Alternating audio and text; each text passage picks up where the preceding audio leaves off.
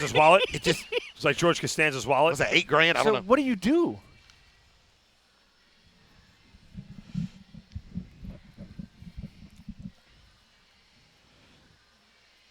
Oh, still got porn on my computer. Let me take that off.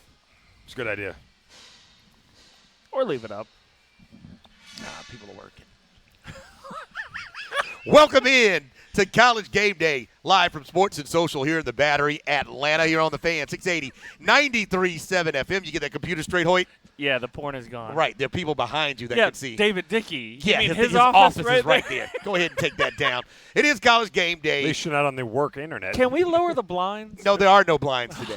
Home team Brandon Leak, Brian Hoyt, and Mark Zitto. Yeah. 2/3 of the Sports X here on the Fan, 680, 93.7 You guys go FM. deep into the bullpen to get me out today. And you're injured. You're playing hurt. I know. What's going on with the shoulder? You've had the I- shoulder in a sling for about 2 weeks now. I had the surgery. I got the stitches out yesterday. I'm still on the mend here. And, Oh, you got the scar. It's from Yeah. Iraq, right? No, it's from a torn labrum. From the rack. I think he was doing some squats and some shoulder presses. Squats? What are squats?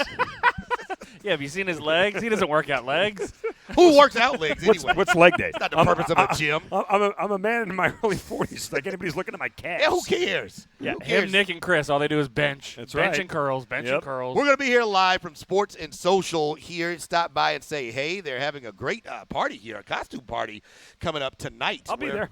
I'm thinking about coming back a little bit later. All They're going to be right. going until Right. close, which is about 2 o'clock. We are going, me and the old lady are going as Ron Burgundy and Veronica Corningstone. That's pretty good. Oh. Hoyt, you coming? It depends. On what? Or what? Well, so I am in the perfect scenario right now. Like, we're going to talk about later, Georgia Tech on the bye, Georgia on the bye. Hoyt's on a bye. Hoyt's on a bye. Okay. Wife took the kids up to Asheville this Oh, weekend. you're good. Home team, I slept in until 8:30.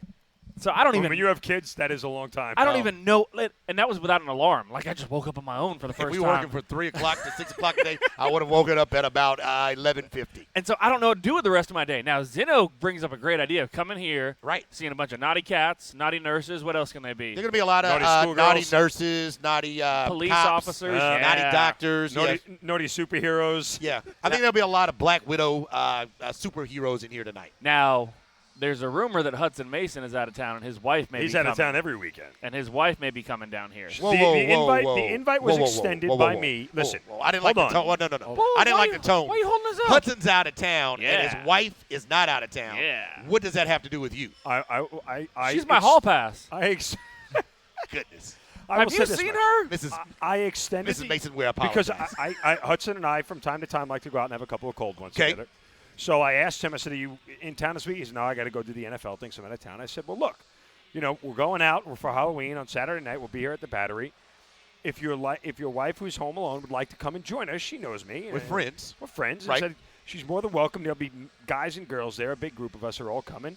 And I also extended the invitation to Hoyt. And when I had mentioned, by the way, that Hudson's wife may be coming, he suddenly got aroused.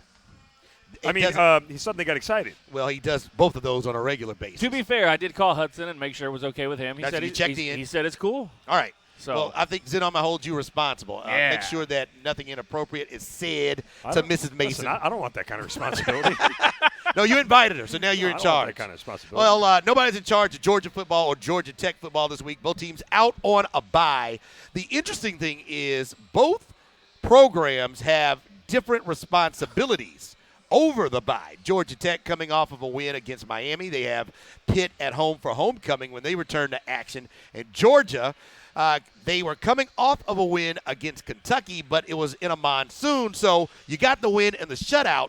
Don't really know what you got accomplished other than, making sure nobody scored and you won the game, but trying to clean up the mess from the week before after losing to South Carolina. Georgia has a lot more on their plate with their next game being against the Gators in Jacksonville.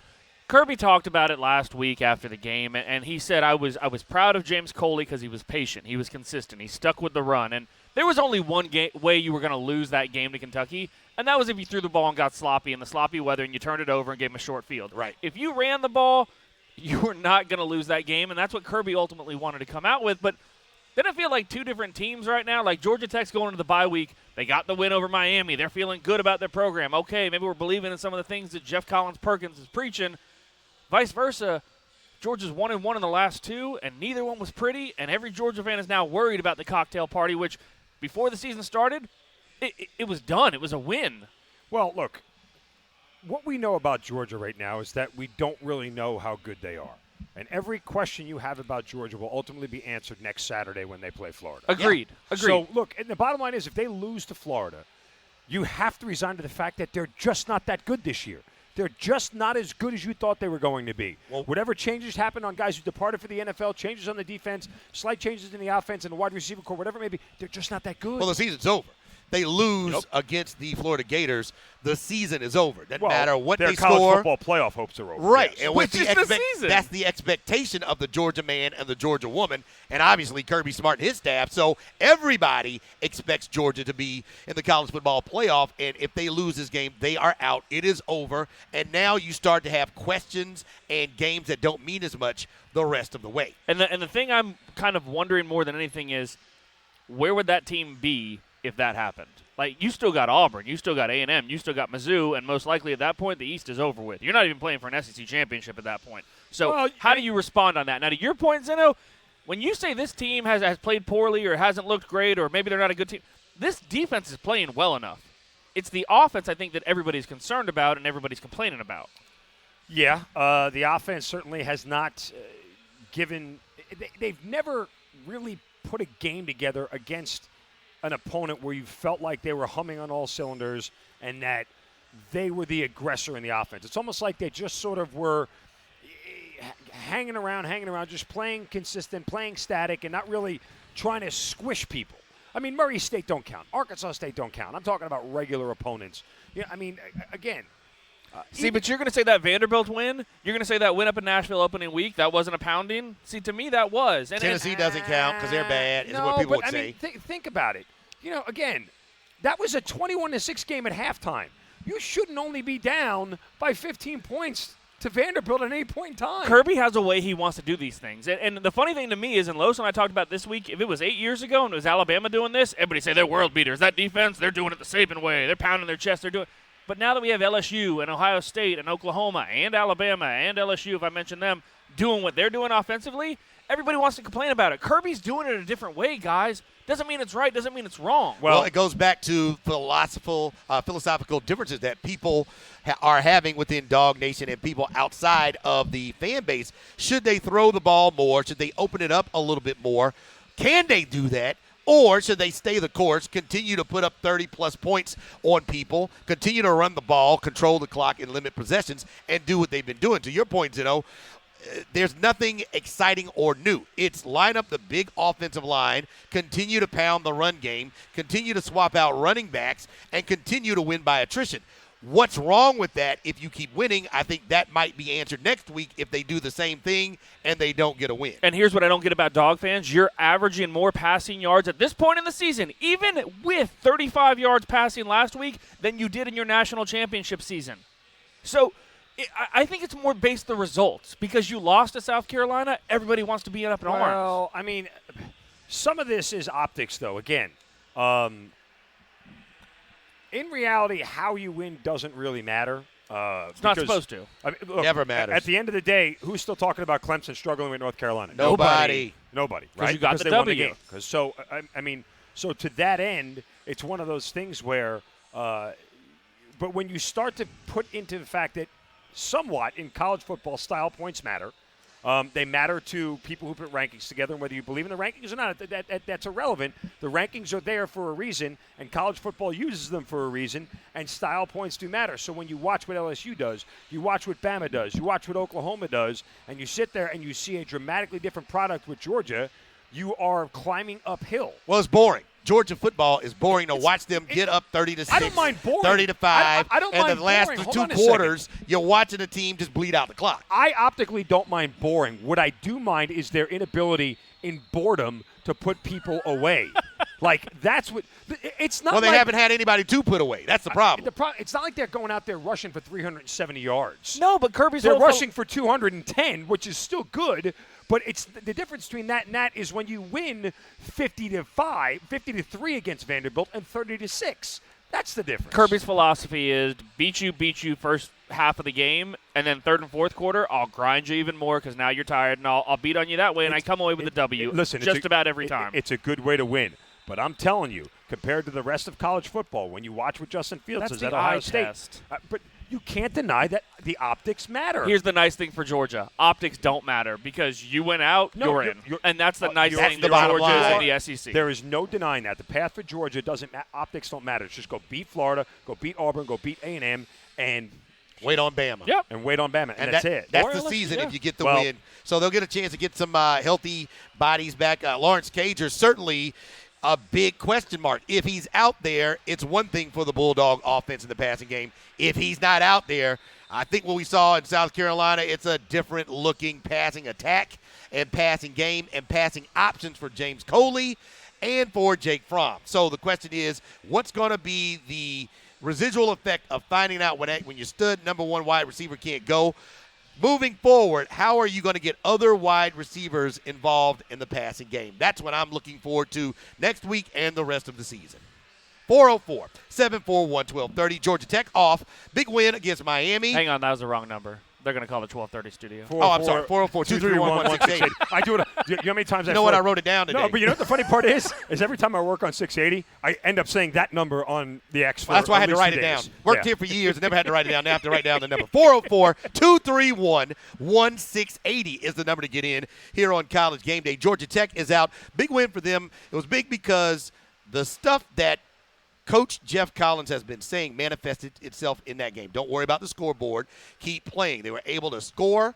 They were able to score with special teams. And for me, the biggest thing that I got out of last week's win was they were able to get the stops they needed to force Miami to kick field goals they couldn't make and force Miami to kick a field goal instead of scoring a touchdown late. So they got defensive production, offensive production, and special teams all working. 3 phases of the game contributed to the overtime win down on the road. Let me tell you why this game is so big. Because as we continue this discussion in college football and optics, you know what the win over Miami as a double-digit dog on the road is? It erases the loss to the Citadel. Not completely, but at the end of the day, you'll have a counter to it. You lost to the Citadel, but they did come back as double-digit dogs and go win in Miami. And, oh, by the way, if you end up winning 2 more games. No, don't talk like this. It's an all-timer, Zeno. You got to live in it and own it. Losing to the Citadel is an all-timer. Just own it and move forward. Okay, but what I'm saying here is that you can dull the pain of that. You can numb the sting of that if they go out and somehow pull out 2 more wins, whether it's Pitt this week, maybe they get NC State in a primetime game. You're running out of games. I don't even want to bring up You're running out of games. One at Bobby Dodd at the end of the year. No, but my point we're not talking about that. My point is if they can sneak out 2 more wins, I think that it changes the optics of the season. Maybe so. And you know what it says more than anything? We got better as the year went along. Well, and very good point. We had a loss to the Citadel, but we rebounded and got better as the year went along. And that's the idea. I think every Tech fan has come to the conclusion that wins and losses, they're out the window. Even the loss to Citadel or the win of Miami, they're going to come in ebbs and flows. It's about seeing results. Are you getting better throughout the year? And Jeff Collins can keep preaching change and 404 culture, and we're doing this and we're doing that, but you got to have a W every once in a while to just motivate those kids. Hey, we are on the right track. This is paying off. That's what last week against Miami was. It may not change the program completely, but I remember when Mo Smith came in at Georgia, and guys weren't buying into the Kirby Smart way in 2016. They kept coming to him. This is how they do it at Bama. This is how they do it at Bama. You got to believe. You got to trust. You get that big win against Auburn, all of a sudden guys start buying into the next year, which leads you, not that Tech's going to be in a national championship, but you build off that. It gives you hope. It gives you confidence that these aren't just words that Jeff Collins is saying. There's actually something coming to fruition later on down the line. And we all get to see something we haven't seen in a while. Tua not on the field in a regular season game for the Crimson Tide. What will we be looking for? What will Bama look for? Saban and non-Alabama fans look for, as Mac Jones will be the trigger man. And now we don't need to ask questions about the backup quarterback, because if Mac Jones does what he's supposed to, Alabama will win a game without Tua's younger brother getting into the game. This is Najee Harris left, Najee Harris right. I mean, that's all this is going to be against Arkansas. Mac Jones just can't get it done, and he doesn't need to get it done. Maybe you want to get him some confidence if Tua's not going to be ready I don't in 2 know. weeks. You pretty much got the best wide receiver core in the history of college football playing for Alabama. Yeah, I take Jerry Jeudy right now. You could throw a lot of balls in those guys' way. They'll come down with it. And did you see Mac Jones last week against Tennessee? I saw Mac Jones twice this year, actually. Yeah, he mopped up in Duke, in the fourth quarter there.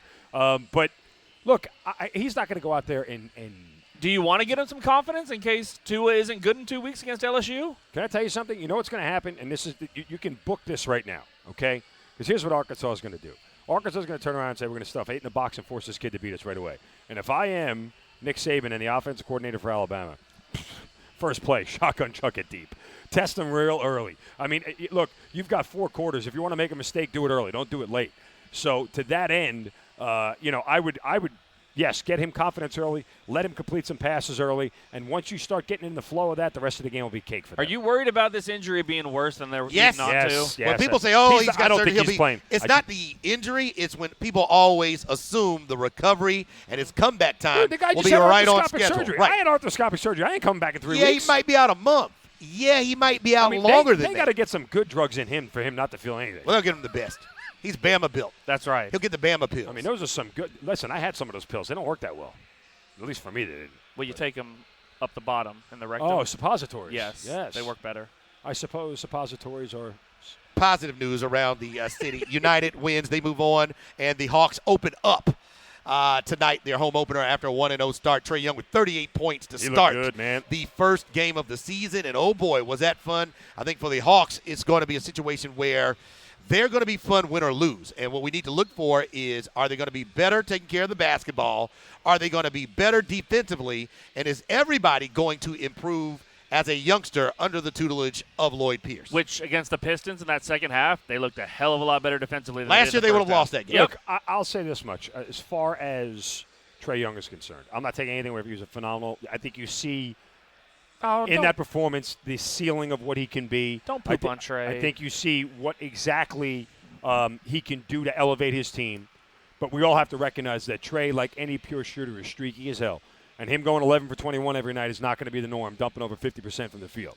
He's going to have nights where he's going to be 6 for 21, and the night's going to be dramatically different. That just it comes with that type of Give player. me this 10 assists then. If you're off shooting, give me a 10 assists and You're give me right. 4 or No, 5 listen, rebounds. I'm okay. He's a multifaceted, multi-talented player. Do you have to bring everybody down? No, I'm just giving Why you. do you have to be the He's hurt. realist? It's a dose of reality. Why do you He's have to hurt. be the realist? All right, when we get back, is this what the Georgia Bulldogs learned their last time out on the field? We will delve into that. Home team, Brian Hoyt, Mark Zinno. We are live from Sports and Social here on College Game Day in the Battery here on the Fan, 680, 93.7 FM. What's this topic? Is this your topic, home team? Yeah, I was just going to say they really didn't get much because, to Zeno's point, they just kept running and doing the same thing. So what they have figured out is they can run on anybody. The question, I think, comes down to Coley. How is he going to mix it up? That's my question. Is he going to mix it up? Oh, you got to keep the headsets on, Zen. We're on the stream now. Sorry, I want food. Oh, you want food? Yeah, you got to go downstairs to order it. Why do I have to go downstairs? Can't somebody come up here and don't They don't talk about food? What? I don't know what the hand signal means, Derek. You're slashing your throat. That's against the rules in the NBA. What are you eating? How come he gets to eat something? Oh, he's Derek. He's kind of a big fucking Can you deal. go get us food? By the way, I fell in love with this website last night. What you got? The 538 had every team, and you can click which games they win and lose, and it gives you the percentage on them getting Oh, I like that. college football playoff. Yeah, I mean they're all the analytics nerdy. Yeah, but I just kept playing with it all night last night. I was like, okay, Florida wins, but Georgia does this the rest of the way. So Here. so what do we do about food here? You 'Cause go I'm downstairs hungry. and order it, and they'll bring it up to you. Really? Hey, there's Tug. Hi, Tug. Tug Coward, Tug, everybody. Can you get us food? Tug Coward. And drinks. Like, Tug, see if you can find us a waitress. Oh, boy. Adam Kaplan reporting Falcons are signing Danny Etling off their practice squad. We'll that have him means by 4 o'clock. Ryan's out. Looks like no Matt Ryan Sunday for the Atlanta Falcons. All right, we'll report that. Who is that? That is Adam Kaplan. if Danny Michigan Etling. wins out, they only have an 8% chance of getting in. It increases Georgia's percentage 1 point. I don't know how. I guess because it knocks out Ohio State. If I'm the team, the team that I'm worried about the most right now if they get a loss, if Clemson gets a regular season loss, they are out. A one-loss Clemson because they have the worst schedule If in college Clemson football. loses They're out. this week to BC and wins the rest of the way, They're they out. have a 52% chance of making the college Nope. football playoff. They have Wow. no chance.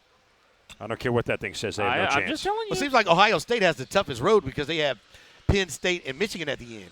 Their last 2 games are the toughest and games. Wisconsin today. They got Wisconsin today, but if they get through that, their last 2 games are the toughest games. If they drop it today, they have a 32% chance of making it, and it would give Wisconsin a 25% chance of making it. I still don't understand Bama has why Auburn and LSU. Why Lamar Jackson throwing for 3,000 yards and rushing for 1,000 in the same season is this incredibly special feat. It's like Because he's on my fantasy team and Oh, he's is that what it is? carrying For me. fantasy football, it That's why. means much. I mean, it's like a pitcher who has 20 wins but also hits 10 home runs. Like I get it. It's not bad for a running back. A little funny. Did you see the New Mexico Bowl lost its sponsor? Who Yes. would be a good sponsor for a bowl? Well, who was it? Let me see if I can find it. Tidy bowl. Who was it that wanted to do Miami's arena? Pornhub. That's Yeah, what it was. yeah. No, was it Pornhub? No, it was yeah, you think it was Bang, Pornhub. Bang Bros. Bang Brothers. Bang Bros yeah. Arena. Bang They Brothers wanted Arena. to call it the BBC. The BBC, The the Bang Bang Bro Brothers- Arena. the Or Bang Bro Brothers Center. the BBC. BBC. And you know what BBC stands for. Attaboy, Wisconsin, I do plus in the search 24 and a engine. half. Come on, let's go. I have a problem, by the way. I can't watch that game Why? because it's like creeping on my ex-girlfriend and my ex-wife. Why? Because I'm of just- Justin Fields? Yeah, I'm just watching Justin Fields. Well, It hurts. Does it really? It does. you don't want him over Jake Fromm. You do know you? he would have the same exact No. numbers as Jake Fromm in this Right, system. they wouldn't let him throw it. You know he'd have the same exact numbers. They wouldn't I let him do, throw it. but no one else knows that. Okay. And it's people like Kincaid that keep running their damn I mouth. can't- They wouldn't let him can't- throw it. I can't understand why Justin Fields would even want to come here. That's why he left. That's why No, he left because he wasn't going to get a shot. Because he was told, I will prepare you for the NFL. I will put you in a pro-style system, and I'll get you ready for the blah, NFL. blah, blah, blah, All blah. right, all right. Well, then you're bitching about Lamar Jackson running and throwing the ball. That'll be Justin Fields in 3 years. Just letting you guys know 2 we years. can hear you over the commercials. Who said that? Derek, they can hear us over the commercials on the air. No, not No, on on the air, the baby, stream. on the stream. No, he's listening on the radio. No, he's not. Yes, he is. Well, that's not Derek's fault.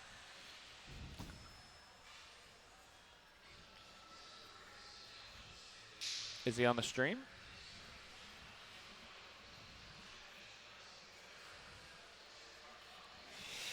Welcome back in to College Game Day, live from Sports and Social in the Battery, Atlanta. Home team Brandon Leak, Brian Hoyt, Mark Zinno. Here until 3 o'clock on the Fan, 680-93.7 FM. Georgia Tech and Georgia off this week with a bye. Some games in action right now as Ohio State getting in some business with Wisconsin. Later on, we'll have some SEC matchups, and we will have an update on the Falcons quarterback who may or may not be playing, Mark Zinno. But here's the question. Did UGA learn anything last week with their time on the field? They certainly had some things they wanted to work on. The weather changed a lot. You had to make sure you took care of the football, which they did. You had to make sure that you got first downs at the appropriate times, which they did. And you had to make sure you got a few big stops, which they did. So they got some things. However, will they try the same old thing to try to line up the big offensive line and use that philosophy to pound the ball right down the Gators' throat over and over? Or will there be something a little bit different from James Coley and the offense next Saturday? So let me get this straight. What you're asking me here is a guy who has been here now 4 years, and in the last 3 years took his team to the college football playoff. Right. Took his team to back-to-back SEC championship games, and started out 5-1 using one simple ideal and one simple philosophy. You think all of a sudden now he's going to change? No, I don't think they are. Okay, well, there's your answer. Not at all. He's not changing anything. It was just part of the tease. He's not It's changing that anything. simple? Yeah, it's just that simple. What say you, Hoyt? Because I know what everybody wants to say. I don't think they're going to change much. And truthfully, I don't think they should. Their offensive line is going to be bigger and stronger for 4 quarters than any defense they're going to face the rest of the way. And that includes Auburn as well. So I think they should stick to who they are and stop with the outside conversations about what Oklahoma's doing, what Justin Fields is doing, what they've been doing down there at other schools that are throwing the ball around that are not typically throw first teams. Just do what you do and find a way to get some turnovers. Okay, look, Why does it have to be sexy? Okay, it's not about You're being winning games. It's not about being sexy. Then what is it? This is gonna dovetail into a conversation I want to get into later. Sure. Okay, about recruiting and why I think Kirby Smart is in serious trouble. Uh-oh.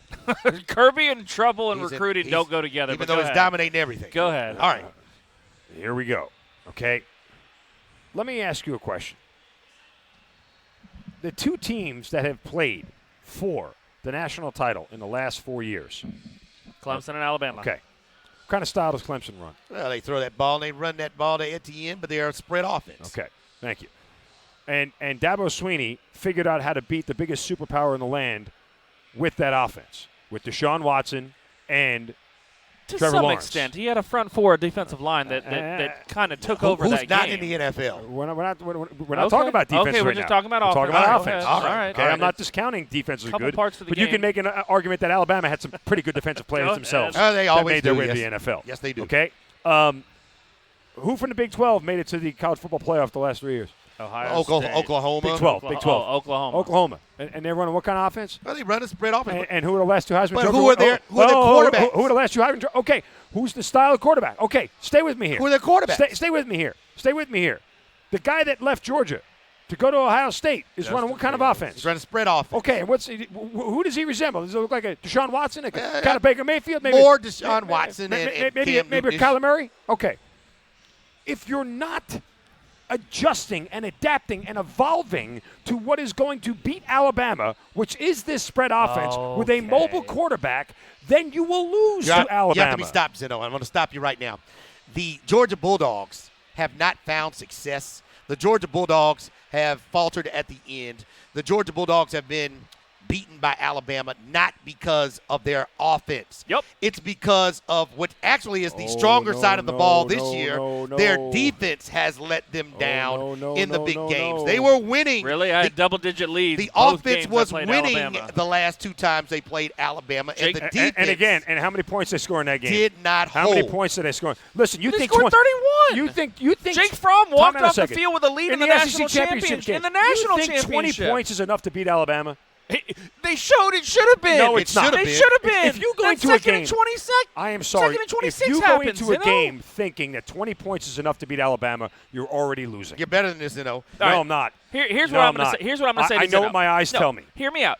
What is Kirby's team built to do right now? What are they built to do? Could Kirby come 2 weeks or a week from now and go into Jacksonville and spread the ball? No. Okay, so what's his philosophy right now with the team and the talent he has? Do what you do well. Do what you do well, and that's what he's going to do in Jacksonville. You're right. Now, to a bigger picture, if you want to talk about Oklahoma, Alabama, LSU, Ohio State, how do you beat those teams? There's two ways to beat those teams. There's one that you talked about, outscore them. Right. Can Georgia do that right now? No. So the idea is, what's the other idea? You limit time of possession and you control the ball on the I'm ground. not arguing which with is the philosophy. exactly what Kirby I'm does. I'm not which arguing is with the exactly philosophy. what the Bulldogs are doing what I'm right telling now. you is the results don't bear that out. But because the results? idea, What results? Tell me the results. Why are they Because- losing? The idea is that you're going to need to score more than 30 to beat Alabama. Okay, they said that about Oklahoma when Georgia played in the Rose Bowl. Georgia did that. They Yeah. said that about the SEC championship last year. Georgia scored over 30, still lost the games. Right. My point being is Kirby has a really good defense. They're this year. scoring 30 and losing. Kirby has That's not the offense. Kirby has a defense good enough this year to win a national championship on another team. So why not trust your defense, control the ball, Again, limit time of possession for the other team? I'm not arguing with you per se. I understand what you're saying, and I don't disagree with the philosophy. The philosophy is sound, and I agree with it. Look, and you know me when I talk NFL, I'm a run-first guy. Always have been, always will be, because it still works. And so to that end, I don't mind their philosophy. What I'm telling you is when everybody – listen, why is LSU and Joe Dude, Burrow – it's 1 year. It's 1 year they Okay, just changed. but- It's 1 year they just changed. You're right. And I'm- they changed because they couldn't get past Alabama. Okay, and so they changed to emulate Clemson, to emulate everybody else who runs the spread offense and throws the ball over the place, to know that I'm going to have to put up 40 points to beat Alabama because they can keep coming. Clemson beat them 35-31. Clemson beat them 44-16. So there was one game where Clemson last year was completely, without a doubt, the best team in football. So defensively and offensively, they rocked the foundation off of Alabama. In the game that was close that they won, but go back to how that they scored 35 points, which is in the range where the Bulldogs are scoring points. It's not the offense. Hold on a second. It really is. Hold on a second. You're looking at the final score and not looking at how the game played out. Sure, Tua threw a pick six in that game. How about that? So you want to knock but six off that? Take that off Fine. the board. Fine, we'll take that off the board. They Hold still on. only scored 17 points. That on. spread offense only scored 17 points. Hold on. Well, I can't hold on this long. We got to show. Why are you doing this? It's early. You should save this for like 2 o'clock. Why are you doing this early? Listen. Come on. Listen to the way that game unfolded, okay? It was 14-13 at the end of the first quarter in that game, okay? Clemson was leading by a point because they shanked a PAT, all right? And then what happened is after Alabama took a 16-14 lead, the next 3 times Clemson touched the ball, touchdown, field goal, 31-16, and the game was essentially over. They were the best Alabama team in football. could not get back in it. And the way that they did that wasn't because their defense was so great. It's because what happened is when they got up, they forced Alabama to play their style, and Alabama couldn't do it. Alabama couldn't keep up with Clemson's offense. And that's Kirby's and it made idea. their life on defense That's hard. Kirby's idea. I want to force you to play my style of football. Which he does. I want to limit your possessions. Now, when you turn the ball over 4 times in a game and you limit possessions, you're going to lose that game. But in big games like that, if you don't turn the ball over, which, no offense, Jake Fromm normally doesn't do, when you limit possessions and don't turn it over and you get drives that go 10, 12 for touchdowns, you end up winning the game. That's Kirby's philosophy overall. Coming up in 3 minutes, this guy is supposed to be getting paid for looking for a job, and he isn't. It's we'll making get to me that. mad, home team. I just think that everybody needs to settle down right now. But next Saturday is when everybody should either puff their chest out or go loco. Because if Georgia does not change their style and they do not win the game against Florida and they let Trask operate the offense the way the Gators like him to operate it and they end up losing, then everybody, I think, has a right to go crazy based on expectations. You were told the defense was going to be groomed to be better. You thought that you were going to be able to open up the offense a little bit more, and if you don't, that will be open for criticism. That being said, it still goes back to what's been going on. All this criticism and all this, they're not doing it right. And if Kirby wins, it'll be another big win that Kirby Smart and the Georgia Bulldogs have gotten under his tenure. Ultimately, Georgia's defense is where it is, and I'm happy with this defense. I think this defense is doing plenty to get the job done. What I took away from Florida's loss to LSU was that LSU ran for over 200 yards on Florida. Over 200. If you don't think Kirby Smart and James Coley are looking at that tape and saying, we can do that and more, because LSU doesn't have the line or the backs that you have. They don't have DeAndre Swift back there. Now, one thing I will say, I would like to see Coley throw it to Swift a little bit more. Why not? And why not make a linebacker who can't catch him and get him out of the muck of the front seven? They did that very effectively with Michelle and throw the ball to DeAndre Smith. That would be my criticism of James Coley. Other than that, just leave it alone right now. And I think that's where you'll see the difference. You're not going to see a drastic change come Jacksonville, but where you are going to see is getting the ball to your playmakers. Georgia's offensive numbers the last 2 years, 3 years under Kirby Smart are relatively the same as what they are this year. The one thing that is missing is explosive plays.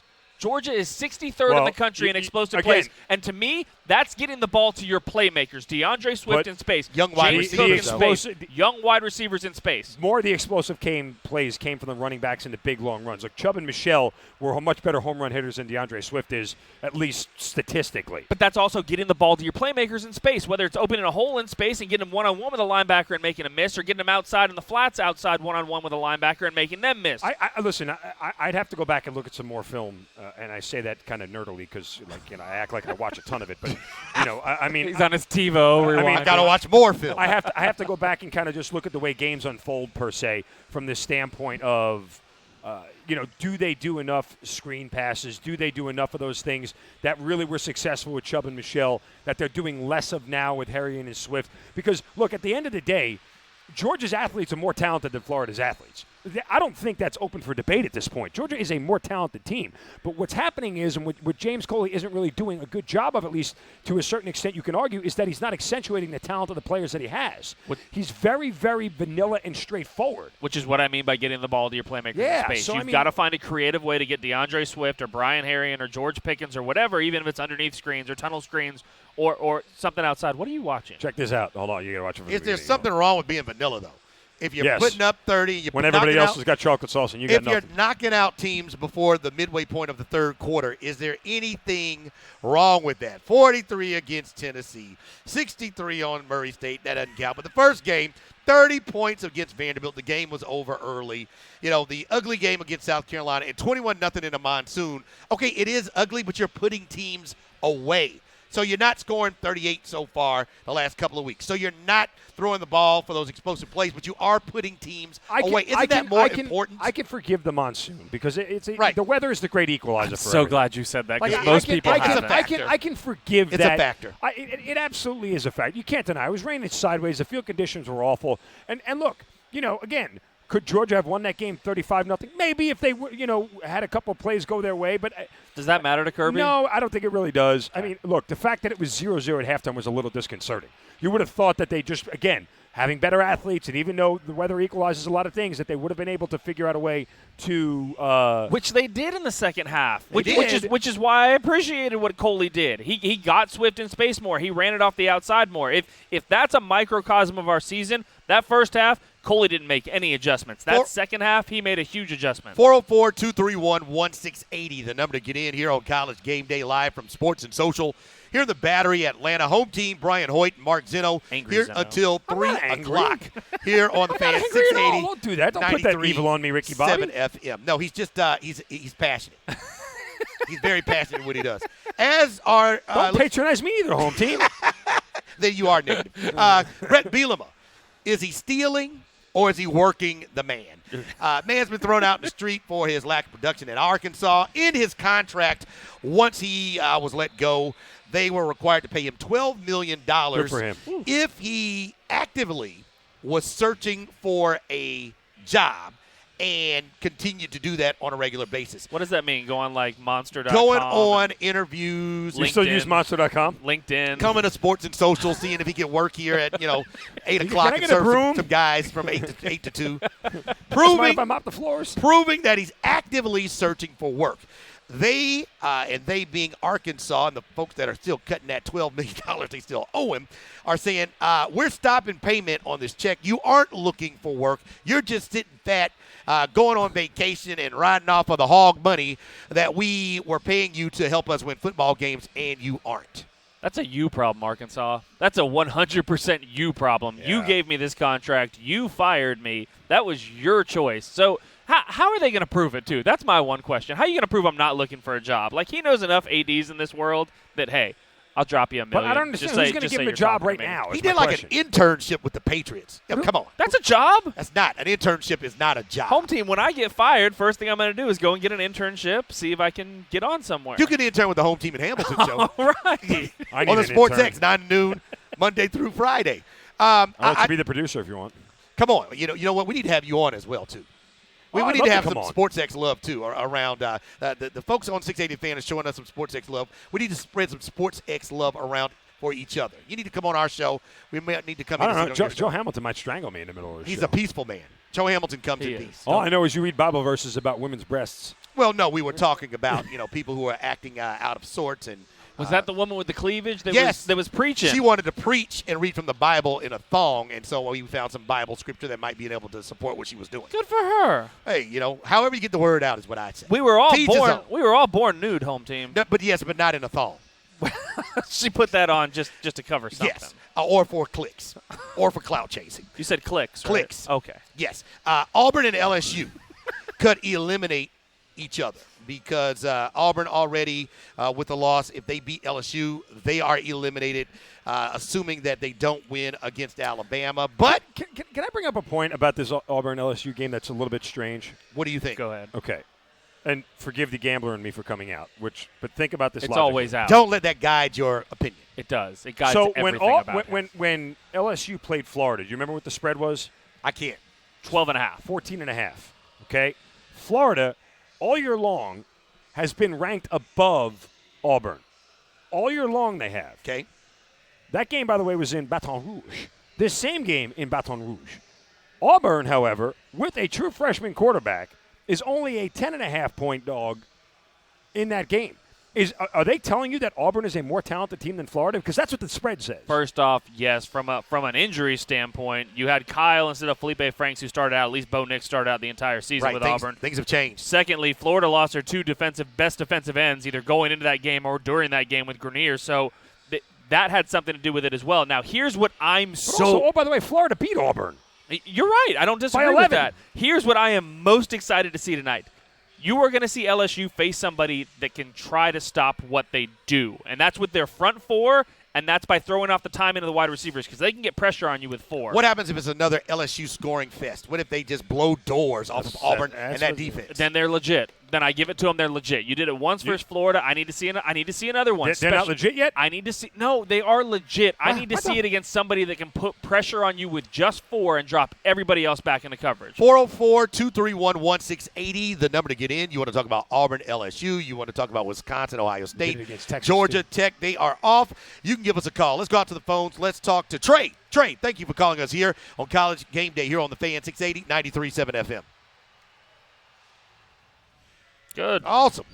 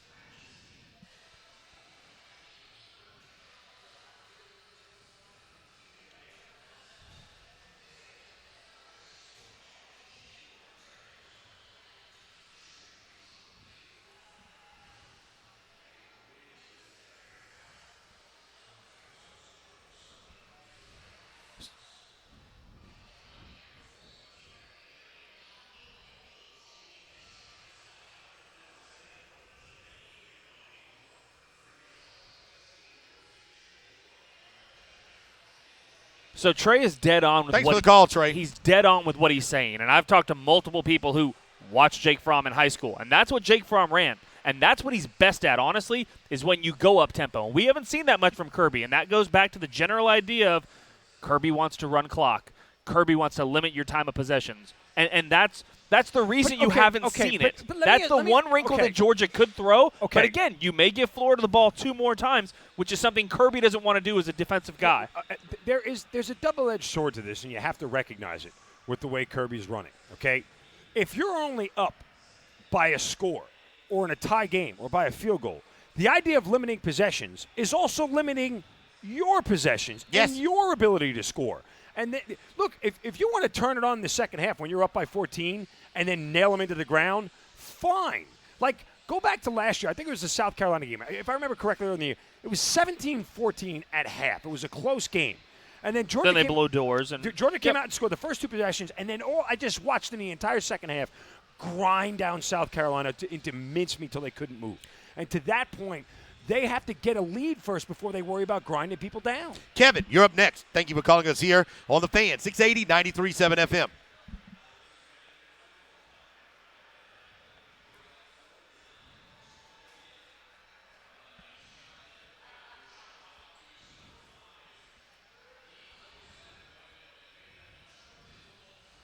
Oh, good God. Thanks for the call, No. Kevin. Like a bad case of hemorrhoids. Well, I mean, he was beaten up, but I still go back to what I say now and what I say then. The problem hasn't been the offense of the Georgia Bulldogs. Even if you go back to the Rick era, the problem has been in the big games, in the games that you lose, having the defense that you need. And that has been the case, in my opinion, in the Kirby era. If you have gotten the stops or had gotten the stops that you needed to in the biggest of games, you would, one, have one more SEC championship, and two, be a national champion again. We'll go back to the Bobo year in 2012 when you played Alabama. It was the exact same thing, except for your defense gave up 350 yards on the ground. Right. I mean, there's this idea that we've all fallen in love with offense, and I get it. Every single team in the top 10, just about, other than you and Wisconsin, play a different style of football. Wisconsin's not in the top 10 anymore. Anywhere last week. I hate you. I really do. Like, I'm so regretting inviting He him can't to be a come. little Come negative. on, that's the worst thing you could have said to me. Goodness gracious. But it's so mean. But the general idea is we've all fallen in love with it. Kirby came here saying he was going to build these trenches on the defensive and offensive line. He finally does that, and now we want to go back to Bobo, and now we want to go back to another thing, and now we want to become a spread offense team. Nobody is ever happy with a damn thing. Football, by the way, it's a circle. It always comes back. It's like a circle. It's like a like circle. a circle. It always comes back. So as much as these spread offenses are doing it now, in 3 years, everybody's going to want to go back and go to run the football. To and your run point, run the clock. To your point, Be a physical team. There are two other teams in the top 10 right now that play a similar offense to Georgia, and that's Penn State and Notre Dame. They don't run the ball. They don't throw the ball all over the place. They are run first, muck it up, ugly style football games all the way. Look, I'm not saying it can't work. What I am saying is the fine line between beating Alabama in the SEC championship game or winning a national title. It had nothing to do with that. Why Hold change on a second. anything if it's not the problem? Hold on a second. It's not the problem, Zeno. You can't say that it's not. Yes, I can. I'll say it 2 more times. It's not the problem. It's not the problem. No. Well, you can't say You that. gave up a pass on 2nd and 26, or else you have a ring. You were winning. And we're not complaining and then about you this. gave up a pass on So what's 2nd and time out a second. 26. Guys, you know you can't boil a game down just to one did. play. I just did. No, you can't. I'm gonna boil it down to one play. That's unrealistic, unless it comes down to a kicker, idiot kickers. That's the only thing you can boil Don't get down him to one started play. on this one, Hoyt. Okay? Let's stay on That's the Georgia the only stuff. thing you can boil down to one play is an idiot kicker missing it. Other than that, you can't boil anything down to one play. I can boil it down to Georgia had You know what I can boil Two it down to in possession the national lead. championship game? Jake Fromm throws a pick going in. They were up 20-13 at the time, and he threw a pick, right? Yeah, the right before Auburn or Alabama threw the pick to us. They handed us the ball. We handed it right back. Quarterbacks don't That's have to all be it is. perfect to win And it championship bounced games. off of somebody's helmet in order to do that, That was by a the bad way. pass, though. It was behind him. All right, when we get that, there's a bowl losing a sponsor.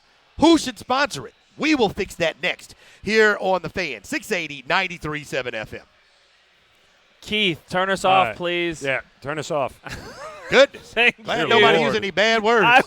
That's the worst was so feeling in lucky the I didn't do world. that. Because you're just going back like, all right. But they want us to talk freely on the stream. I know, which I'm All fine right, with. can I go down and get some food now? Yes. But Who you have wants to, food? You have to get me a drink. I want a drink. I want a drink.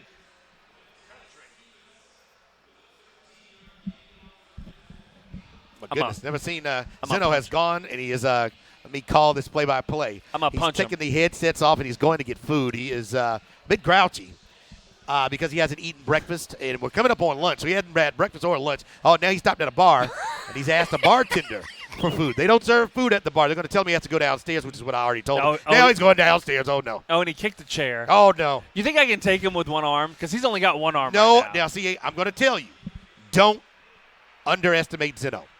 I think he's killed before.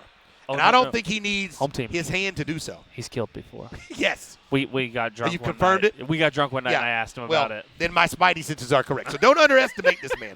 I think he can take his sling and take you out with his sling with his good arm. What would happen if next time he starts arguing with us, which will probably be in like 3 minutes when we're It'll back, be in 2 minutes. what if we just start agreeing with him?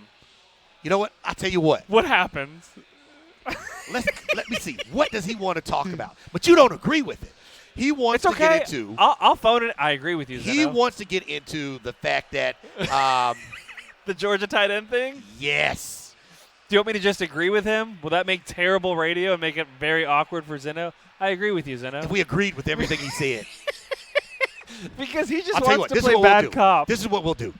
We'll talk about that in the 1 o'clock hour and then give our real opinions in the 2 o'clock Okay. hour. Completely throw him a curveball. By the way, last week. Oh, how was last week, by the way? Awesome. Birthday and everything. What It Tracy was great. So we came up here to PBR. do? It was and- Friday, right? Yeah, that's why I didn't know who she invited and who she didn't. So I didn't want people to feel like they weren't invited. So that's why I sent out the email and said everybody's invited. Johan won around too, and hey, Tracy doesn't have your number, but Johan was invited. Okay, for yeah, her. see, I So didn't she know. was doing a lot of work But behind when the she scenes. told me, hey, we're going to PBR, I was like, I didn't want anybody to feel left out. So we came up here, had a ball. All I can remember towards the end of the night, I kept having alcohol. People kept giving me drinks. So I kept having 2 drinks in my hand. And you can't turn down a birthday drink. No, drink with me. I kept telling everybody, drink with me. So when you would get ready to leave or somebody would get ready to leave, I had to put both drinks down to hug them and take a picture and then pick both drinks up and finish them off. Then we went over there to to Burn to Rocky Patel to the Did you cigar like bar. It actually was pretty good. I like now, it. I was 3 sheets in the wind. I will say the word on the street is that is one of the lesser smoky. They've got a Their really ventilation is good supposed to be ventilation really good. So I system. will say I didn't smell smoke. Now, when I got home, my clothes smelled like I was in a cigar bar. But that's just a part of it. But even being out of myself, I didn't smell smoke. So whatever they have going on, it works pretty well. So me, Chernoff, and Ben went over there one night. Awesome. Grabbed a little bourbon, grabbed a cigar. And by the way, do you remember going in their little cigar room? I have never been in a cigar room that nice. And see, I don't smoke cigars to do that. But they had like a waiter in the cigar room that would help you with what you wanted. He lit it for me, everything else. I tipped him. Was that right? That was the right thing to do? Yes. All right.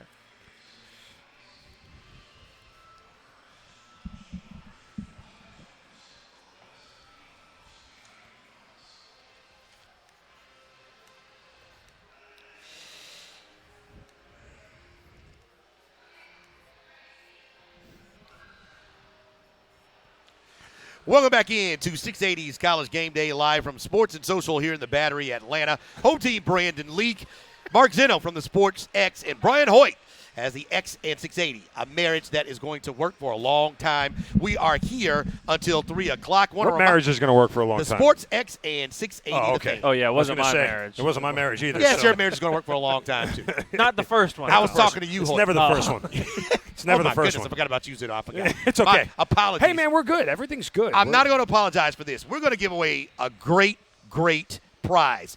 680's College Game Day. Every Saturday we're going to be here, and we're going to register folks for a chance to go for a great conference championship game day experience. That will include transportation to the tailgate party and 2 tickets to a championship game in December. I better be in that in game. the bins. I better be in that. Also, we're going to give away a VIP table at Sports and Social, and we're going to give away a $2,000 tab. All you have to do to register for this great prize is go to 680thefan.com/championship to register. I know you had some details you wanted to get on the Falcons, but I did want to update this. We're in the second quarter. Ohio State hasn't scored yet. Justin Fields is only Attaboy, 1 Wisconsin, for 3. attaboy. You're playing the best defense Only in the 1 country. for 3. Best defense Attaboy, in the country. Wisconsin. They should change their offensive Attaboy, style. Wisconsin. That's what they should By do. the way, home team. I- they should just can I change. just- They should run the ball more. Can I just Trying to go to an air raid.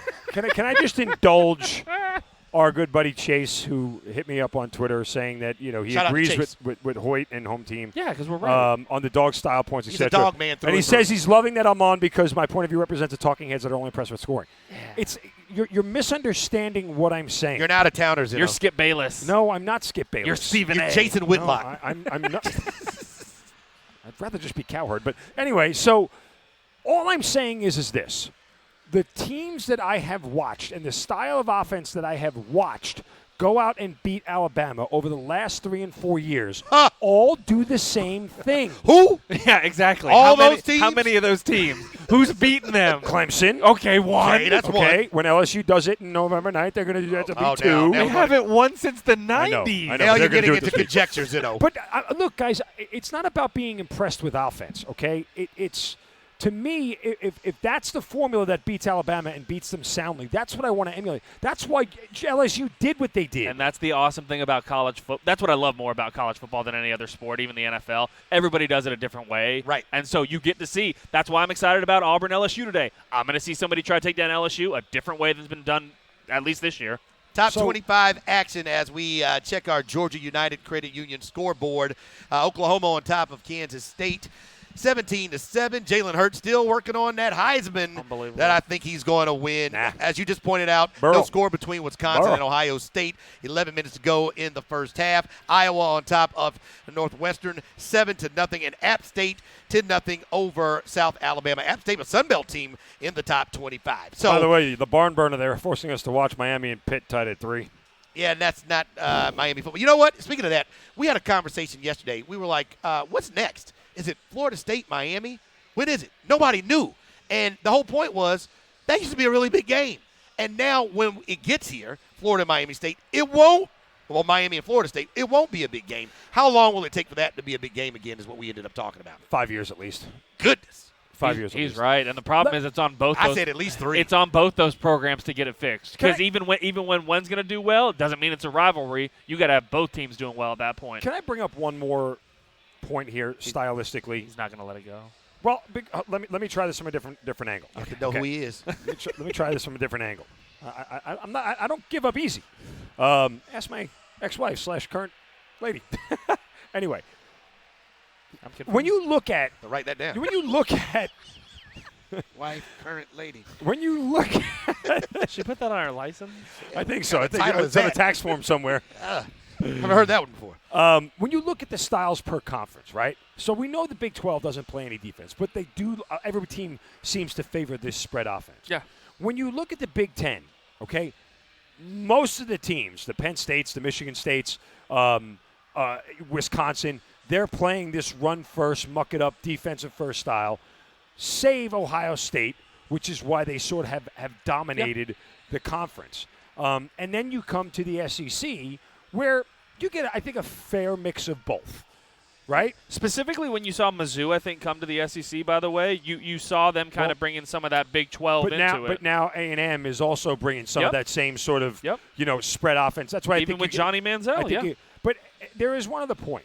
Nick Saban even said this. Nick Saban only started to change the way he put. Look at the quarterbacks that he's had. Go back to the Greg McElroys and those guys, McCarron, and A.J. McCarron, and how they've started to transform now to a Jalen Hurts and a Tua. The reason was Nick Saban even said he realized he hated trying to defend the spread offense because the RPOs would kill him, and the quarterback had the advantage in the RPOs despite how talented. That's why he changed that offense to what it was, because he realized that it is a very tough thing to defend. And so to that end, what I'm saying here is if Nick Saban can acknowledge that and go to that, why would you, if you're Georgia, why would you not acknowledge the same thing, especially from a coach who's emulating you're not Nick built Saban? for it right And now. you don't have Tua, and You had you don't Justin have those. Fields. You recruited him. You don't have Tua, and you don't have those I'm wide not saying they receivers. should have kept him, and I'm not saying he would have the same numbers, but you recruited Justin Fields as a certain type of quarterback for that reason. Right. And if you get him and those wide receivers from Alabama, you should do it. If you don't, you should. When we get back, a bowl game is losing its name. We're going to give it its sponsor it properly deserves. Coming up next, home team, Brian Hoyt, Mark Zinno, College Game Day live from Sports and Social here in the Battery, Atlanta, here on the Fan, 680, 93.7 FM. Are we down, Keith? Did we make it? All right, good. Thank you. Should I start Alshon Jeffrey this week? Ooh. I think the Eagles are going to win. But are they going to win because they threw it to him? Here are my other options. I got Devontae Freeman. No. Ty Johnson, the new running back in Detroit. No. Well, there's no carry on Johnson because he's out. That's who I'm starting. But they're going to be well, they play the Giants, don't they? Yep. Yeah. That's who DK I'm Metcalf. No. Yeah, he and Lockett have been catching some long passes. They've been liking The going to Falcons' him. secondary is really good, I hear. And Seattle has to win this game. They got to keep pace with the. They're going to try to beat us up. With the Kyles. You can say it, home team, with the undefeated Kyles. Yeah. How does that feel coming out of your mouth? I wouldn't. Metcalf, I would put him close to the top, unless you have a running back. The only other running back I have is Frank Gore. Is it the flex position? You're like me. I have Frank Gore. My flex position. You know I know a lot about flexing. Where are you? Here's how I ask. Where are you when it comes to the matchup you're against? Like, what are you projected? Do you need a guy? I'm projected to beat his ass. Then I would play the running back. I would play Theo, because I think you're going to get more consistent. Theo? Is it Theo? No, who Ty, are you talking Ty, about? the guy from Detroit? From Detroit. Can I tell you something? I don't think the stream wants to hear this, or the Facebook folks. But so for the surgery, the dude shaved my armpit. It's itchy as hell. Like he shaved it bare. Okay. Because he was worried about Oh, infection yeah, and everything going else. back. Oh, my God. It's so damn itchy. Oh, I've dealt with it Why before. didn't you do that yourself then before you went in? Or he didn't tell you? I didn't know they were going to do it. Ah. He wasn't going under my armpit. Yeah. So here's the nice thing. In like 4 days, it's going to be the softest hair you've ever had, and it won't Oh, itch but it's anymore. been itching for like I a know. week and a half You now. Stubble. You got to suck it up for like 3 or 4. I have to shave my armpits every once in a while. I shave everything. That's not true. Look at your legs. Well, not the legs. He doesn't care about legs. He told you that. Oh, that's true. Look at your arms. Oh, you got stubble on your arms. You do shave your You shave your arms? Man, come on. What is wrong with you? You got to get some veinage going on. When I work out, you get some That's vascularity. another one. Veinage. Veinage? Veinage. My ex-wife, Vascularity. who's my current girlfriend. Current girlfriend. You guys got a lot to keep up with, You man. didn't get me a drink, by the way. I what? What kind of I asked you what you wanted, and you went, My name is Hoyt. I just drink. okay, so it didn't matter what I got you? When they come up, I'm going to order a diet soda for you. They're not coming up. They're going to bring the food up. Okay. Home team. That's why I brought the menus for you guys. I bought some very nice bourbons and whiskeys this week. What'd you get? I got a Pappy Van Winkle, Haven't had that. Hey, Pappy. which I've never had. Haven't had that. So grapes and grains, the trade-off was they gave me some gift cards. Okay. And I asked Lisa, I was like, do I get what we normally drink or should I get something? And she's like, get something you would never get. Okay. So Told I got you should have got Blue Label. I should Someone's have got giving you a Blue $200 Label. Yeah. bottle of Blue But Label. I've had for free. Blue Label before. It's a smoother Yeah, burn. but how often do you drink Blue No, Label? that's true. Yeah, your palate appreciates Especially with the holidays coming up because it's the perfect and time then you to can drink open that, it up. yeah, like for New Year's. I got a $140 bottle, an $80 bottle, and like a $90 bottle. I gotta of get a bottle of Amarone. Great Italian What's wine. Amarone? It's a great Italian wine. It's Come like in a box. no. What? Do you think I would drink a box wine? Do I look like a box wine kind of guy? You ever been to Italy? The motherland, home country. Yes. You have. Yes. Okay. I was gonna question you as an Italian if you've never been. Because I've been to Italy. Oh, really? Yes. Where did you go? Rome? Spent 2 weeks in Rome. That's the way to do it. Spent a week in Ischia, which is the island off of Vesuvius. It's about you go- Mount Vesuvius. Mount Vesuvius. Mount Vesuvius. all right. Do Italians all have to make a pilgrimage at one point to Italy? What's with the pilgrimage thing lately? And when you say Italians, that means everybody. They all have to be. Do Yeah. some Italians. Yeah. I'm trying to help you But don't. in case Oh, you get yourself I'm in a pickle sorry. one day. Yeah, if our mics are on. And I'm Or over the air. Pilgrimage. Did we cuss? Did anybody cuss It was Keith? probably me. All right. Okay. It's all right. Thanks, Hippolito. Isn't that the worst feeling? Los and I one time were talking down the air in queue to Matt, but our mic was on. Oh, boy. And so we were talking for like 3 minutes, and we cursed like sailors. And so all you're thinking about for like the next 2 hours is like, what did I say? Yeah.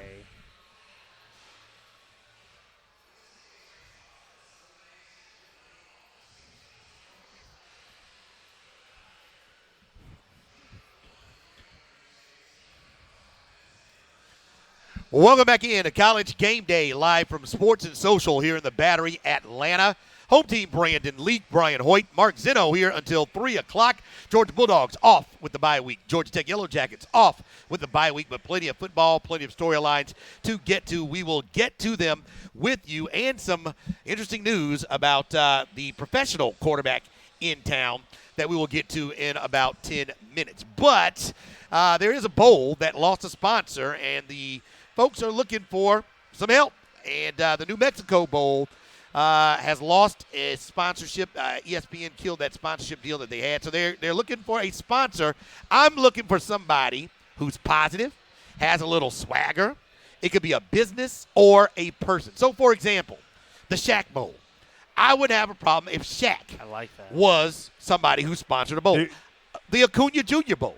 I would have a problem Kind of rhymes. watching a team from the Mountain West take on a Sun Belt team in the Acuna Jr. Bowl.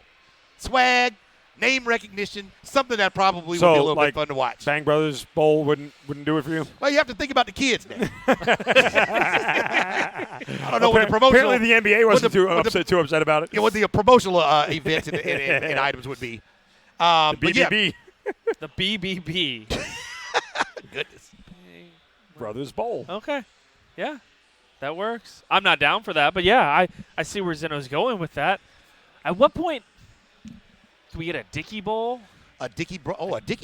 Well, The- Dickies, the apparel company, The too, DBC could be Bowl? one. Oh, okay, the Dickey Apparel. And we could just throw them a couple bucks Yeah. and just call it our bowl, too. Our bowl. Yeah, why not? We'd have to have the broadcasting rights, too. Oh, yeah. Who would fight for that? It'd be a fight. Where's It'd it be at again? Chuck Oliver, New Mexico. Oh, no, I'm not going on that one. Nah. You can have that one. You ever been to New Mexico? Okay, they just called the I have been to New Mexico. Santa Fe Bowl. I've called a game in New Mexico before, New Mexico State, when they were part of the Sun Belt Conference. Was that with Georgia State? Yes, that was with Georgia State. Okay. Why do college kickers, when they make a field goal, act like they've never made a field goal before? Would you leave the kickers alone? Ohio State's up 3-0, but all It's right. a tough skill, No, it isn't. and it's a lot of attention on a guy with 50, 60, 70, 100,000 people watching, only him, and really, it only has to do with him. There's a lot of Degenerates pressure. like you losing their mind because they're gambling on a game, and it all comes down to his 3 points. A soccer player in a football uniform screwing it up for everybody. There you go. He's worried about the point spread. There you go. He just told on himself. I agree with you. Thank you. I appreciate that. 404 Are you just saying that? Because I don't think he means it. 231-1680. The number to get in here on College Game Day. If we're expecting Kirby Smart in Georgia to show us something different, I don't think you've been paying attention. And, Hoyt, you have some very poignant and specific things you could use to back this up. Yeah, I was looking at just Florida this year. Like, in that first game, Miami ran for 130 yards against them. Right. And if we learned anything about Miami, that offensive line is garbage, and they ran for 130 on them. Kentucky ran for 150. And then in the last 2 games they've played against South Carolina and LSU, they've given up 423 yards on the ground. That's 6.5 a carry. Like, I know we all want to see James Coley do something different. I get it. But it's not going to change next week in Jacksonville. There's no reason to change it at this point. And see, my fear is if they try to get cute. See, the one thing you don't want to do, start listening to the outside voices and get cute, come out and try to throw it, and you not say necessarily turn it over, but you don't score because you're throwing it. You get down and you're playing down. Then all of a sudden, you can't do what you want to do, which is run the ball. If you're down a couple of scores later in the ball game, now you've taken yourself away from being a program that does something a certain way all the time and nobody can stop it to trying to get cute. And now you might be chasing some things because you were listening to something that wasn't broken. But I agree 100%. For as much as I'm sitting here talking about, offensive style, there's no reason to change. Nope. You're not going to walk away from this now mid-season. And it's just maniacal. And Georgia fans probably know Florida's DC, hell, better than Florida fans know their DC in Todd Grantham Very right well. now. This guy is a guy that wants to get you behind the sticks, and he wants to blitz you, and he wants to do exotic pass blitzes, and he wants to do run blitzes, and he wants to put you in terrible situations like that. Hell, we saw it against Miami in that first game when you go back to that. When you can't establish the run early on, when you can't move the sticks 4 and 5 and 6 yards on first down, they're going to blitz you. They're going to rush you. They're going to get 10 sacks in a game. The way to stay out of that is by running the ball and staying patient with it. Yes, we all love the idea of play action on first down. But if Jake doesn't complete that, now you're talking about 2nd and 10. And in today's college football, 2nd and 10 is now a throwing down. And now you're putting yourself in 3rd and 7 or 3rd and 8.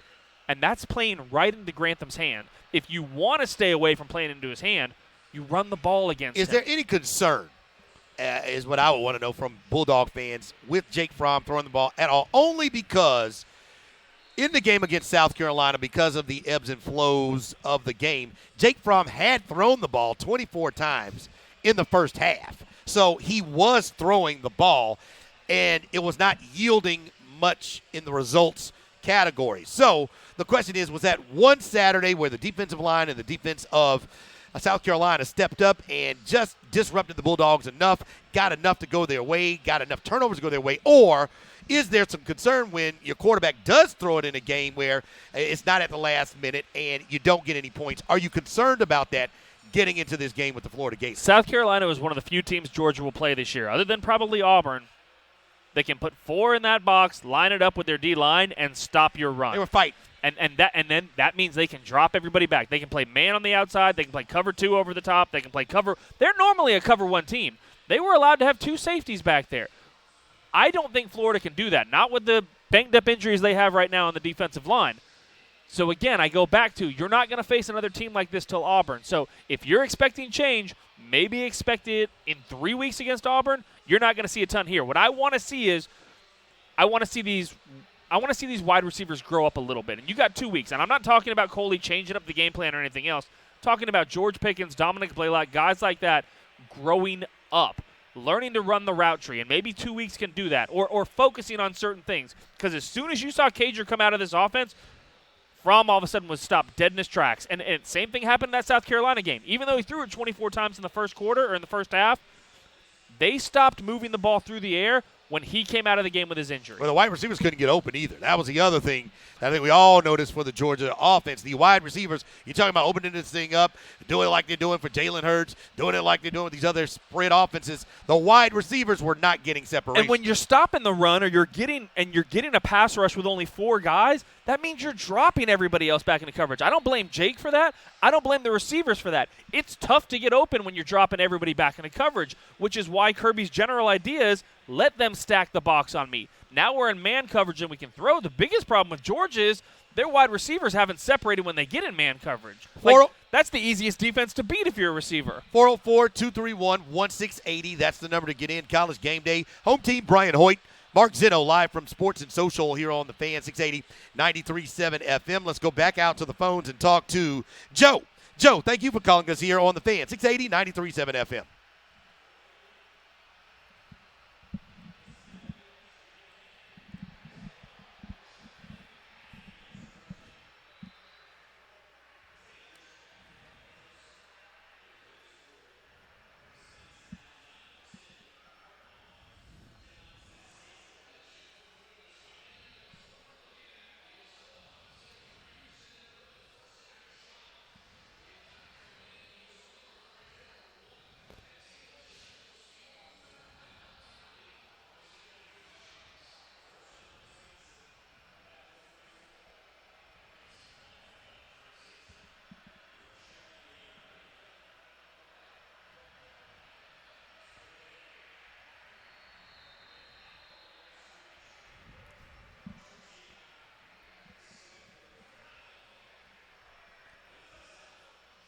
And the thing that Kirby has to answer and figure out, and Coley has to answer and figure out, is when you lose the numbers game inside of that box. When you've got 5 offensive linemen and a tight end, that's 6, but you're going 6 versus 8. The numbers don't add up. You can't block that. I don't care if it's an offensive line from the NFL. You can't block that. The numbers don't make sense. So you've got to take advantage of it outside. And when we talk about explosive plays lacking for Georgia, that's where they're lacking. You can beat man coverage. That's when things go for 40 and 50 yards down the field. And you have a quarterback that can put the ball on the spot if his wide receiver has a step or two. The general idea of an RPO is to suck the linebackers up, create that space where there is room out there, and you see it with Alabama all the time. They get guys in man coverage, the linebackers get sucked up, and it's one-on-one, and they let their receivers do the work. That's the general idea. The receivers have not done the work this year. 404-231-1680, the number to get in. You can talk about Georgia. You can talk about any of the games going on. Later today, we'll have LSU and Auburn, a biggie in the SEC. So excited. News about our pro quarterback here in town, Adam Kaplan, first to report that the Falcons are signing quarterback Danny Etling off the practice squad, which will happen by 4 o'clock today, which means that looks like that Matty Ice may not suit up, Matt Schaub will start, and Danny Etling could be the backup quarterback for the Atlanta Falcons tomorrow against Russell Wilson and the Seattle Seahawks, which is fine by me. Zeno and I had great conversation in the hallways earlier this week. I would not have played Matt Ryan anyway. I would wait a couple of weeks and maybe put him out a couple of weeks when you go on the road and take on the Carolina Panthers. Or if you really want to give them a chance to get all the way healthy when they come back to take on Tampa. They have Seattle, a bye. On the road at New Orleans, on the road at Carolina, home against Tampa. I would wait till they came back home, but you don't want him sitting out too long. I would not put him out there with a bad ankle against a team that has got to win this game and against a team that is beating up an offensive line that already got Matt Ryan hurt. The number one. Thanks, Coach. The Anytime number you need one any way info, I'll help you out. to lose a locker room if he hasn't already lost it is to bench a guy who's healthy or to take a guy out who's healthy because you are now looking in a different direction or anything else. And I'm not saying Matt Ryan is healthy. I'm just saying if they are – it literally is throwing in the towel, and nobody's going to want to come and play for you. Losing what locker room? I don't think is going to be here. Most of the guys in the locker room are not going to be here. I'm starting to waver on that. No. On Dan Quinn? No.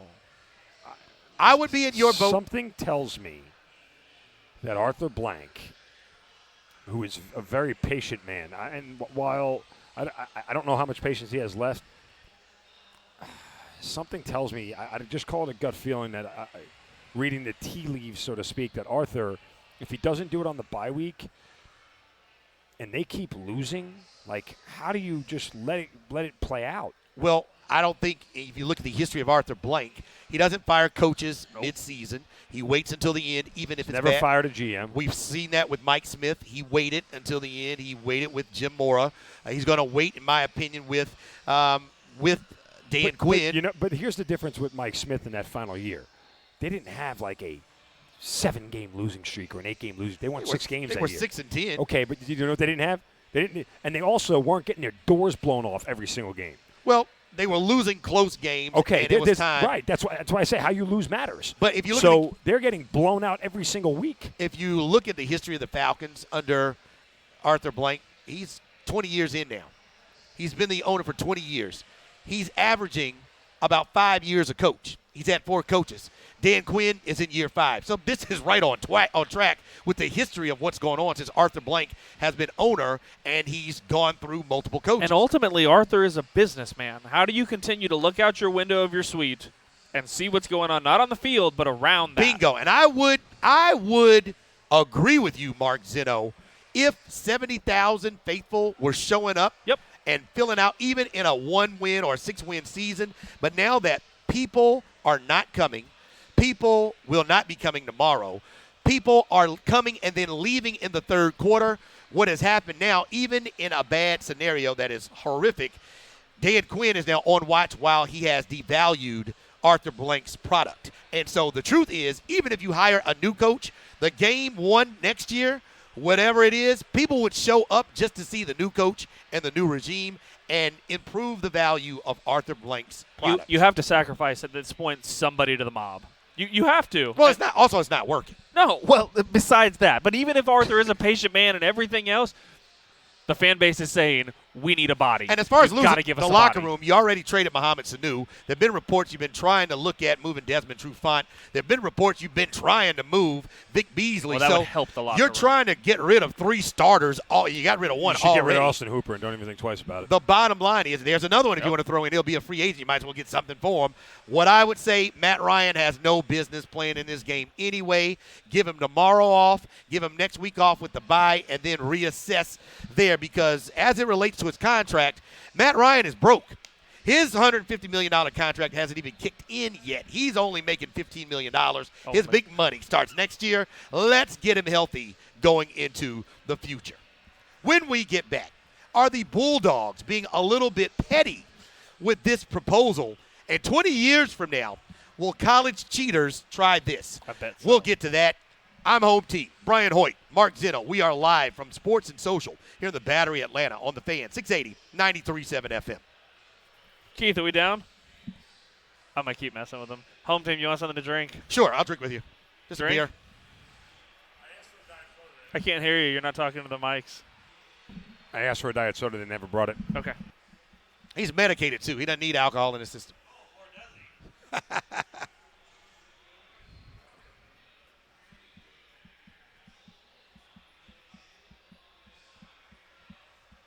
Oh, Keith,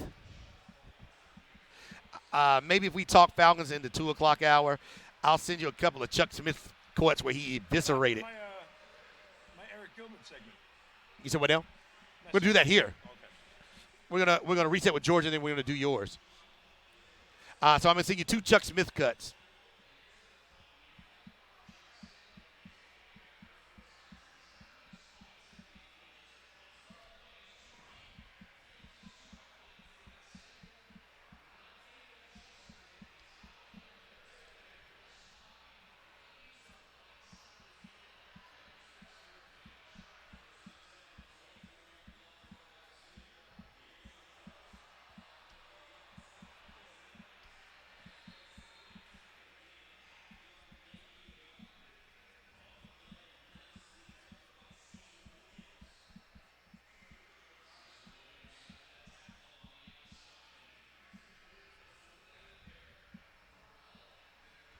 All right, Keith, I just sent him their 2 cuts. He went off on Vic Beasley.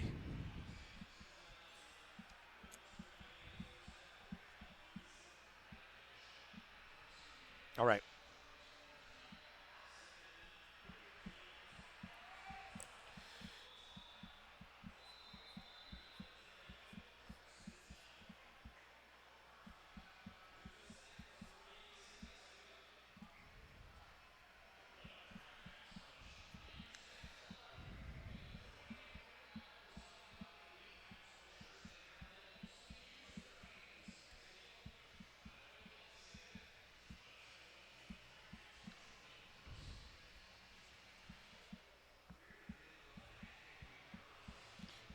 Are they? Yeah, we'll just do them. I can't see them on my email. What is the first one labeled?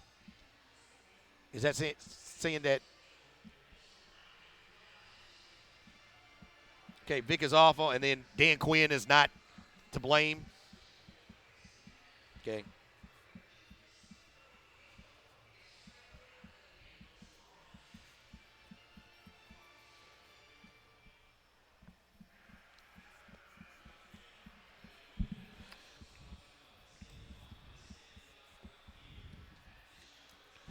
Welcome back in to College Game Day live from Sports and Social here in the Battery, Atlanta. Home team Brandon Leak, Brian Hoyt, and Mark Zeno here until 3 o'clock on the Fan, 680-93.7 FM. Zeno and myself, members of the Sports X lineup, which you can check out on 106.3 and 103.7 FM. Myself and the greatest passer in the history of Georgia Tech, the College Football Hall of Famer, Joe Hamilton, lead things off from 9 to noon. Tug Coward and Hudson Mason are on from noon to 3. And then you get the afternoon ride with Mark Zeno, A to Z, 3 to 6, Monday through Friday. It's a bumpy ride. On the Sports X. Where can they find you on the Twitter and Instagram, Mark Zeno? At Mark Zeno. You can find me at ZINNO. At Home Team B Leak. Coming up 20 years from now, will college cheaters try this? We will get into that. But I don't know if you saw this. I don't know if Georgia's being a little bit petty. I saw a report that UGA is going to propose that a rule be enforced that the home team that already is on the books, the home team can host recruits. What does that mean? They're trying to do it for the Georgia-Florida game, which would mean somebody would have to be designated the home team, and they would get their recruits, and the other team would not. I don't think Georgia needs to do this because it doesn't matter. People have bought into the program. They bought into Kirby. They bought into what they hear from the kids who are in the program. They bought in from what they see on TV. I don't think Georgia needs to do this, and it comes across as a little petty. Doesn't mean that they are going to do it, but there has been a report they are going to make that proposal. The idea of recruiting, Georgia just put together this $30 million facility at home. Not in Jacksonville. It's at home.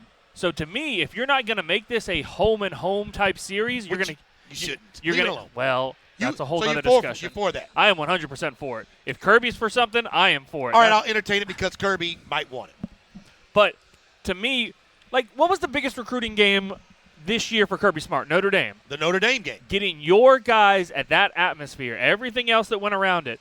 That's what he wants with the home and home. You're not going to get that in Jacksonville, to me at least. You're not going to get that type of environment where you can host these recruits and everything else in Jacksonville. So I don't care so much about the home and home thing. If they're gonna change it to you can host a home recruit this year and not next year, doesn't do much for me. You get one more chance to talk to the kid, but I really want to get them on campus and show them what my atmosphere is like on campus at home. These are my buildings that I spent big money on. Come see the shiny new things, the new toys that we have. And look, I don't want to talk out of both sides of my mouth, but this is a big game, and it should always be a big game.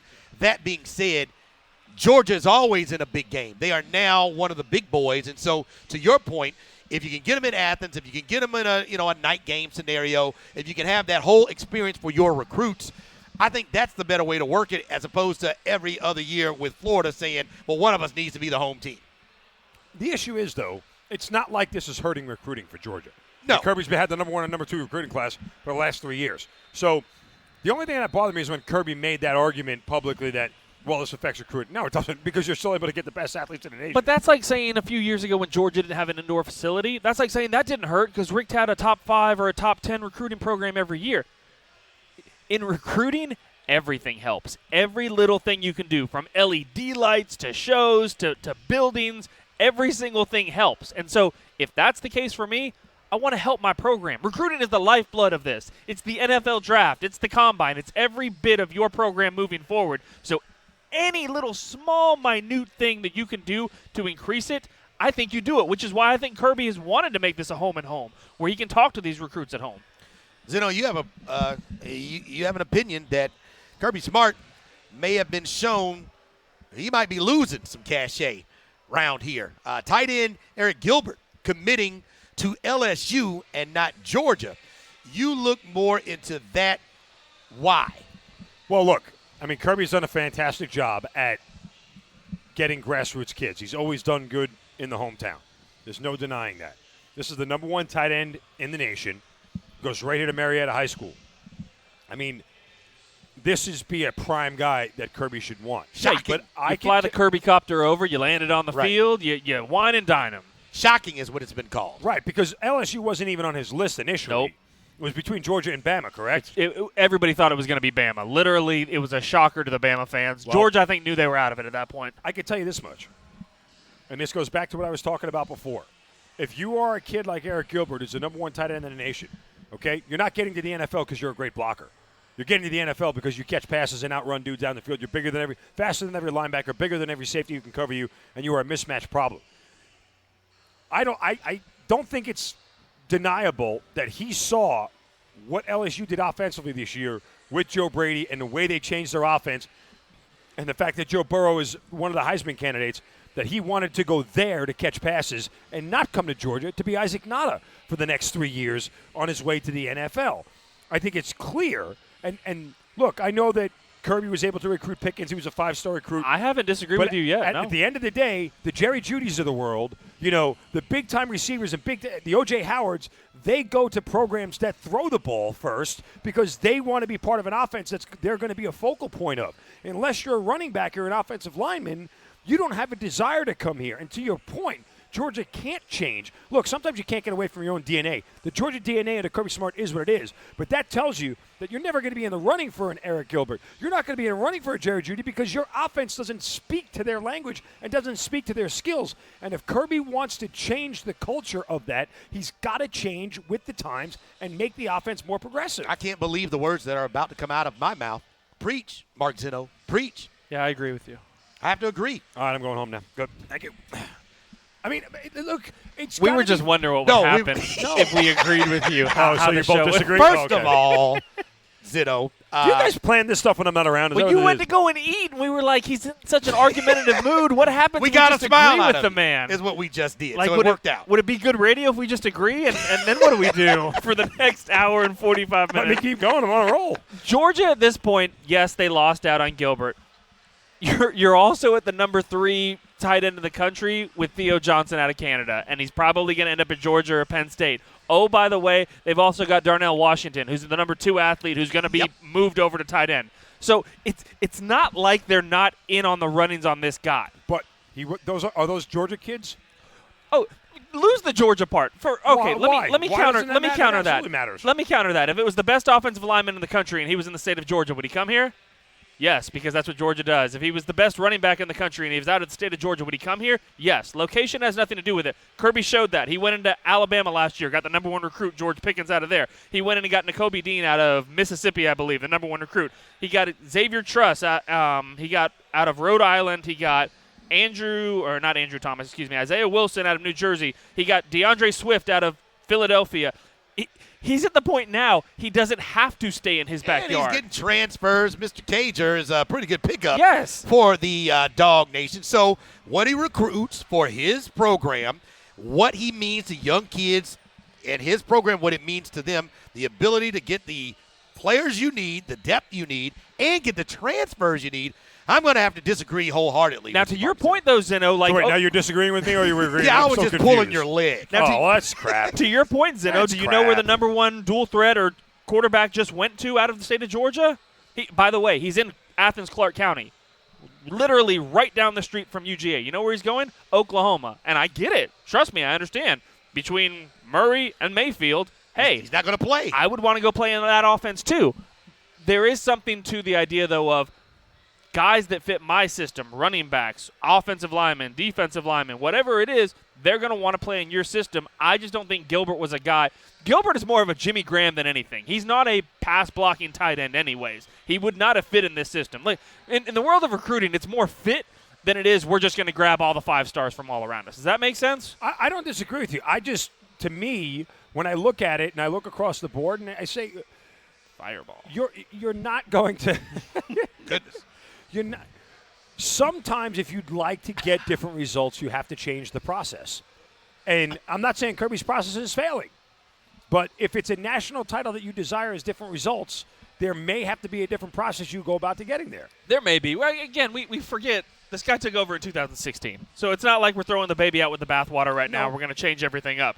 He's shown that he's gotten you to 2 SEC championships. He's won you 2 SEC East. You played for a national championship. You won a college football playoff game. So I'm not ready to completely throw away whether it's this offense or this style or this idea of how we're going to win or lose games quite yet. I do agree with you that Kirby does want to change it. Like when Kirby came into his press conference, his original press conference, where we all remember he said, I want to get bigger in the trenches. These guys aren't bigger. Did he do that? He did. All right. The other thing he said in that press conference, and it goes forgotten, they asked him, and I believe it was Seth Emerson at the time who was with the AJC, he asked him, what kind of quarterback do you want here?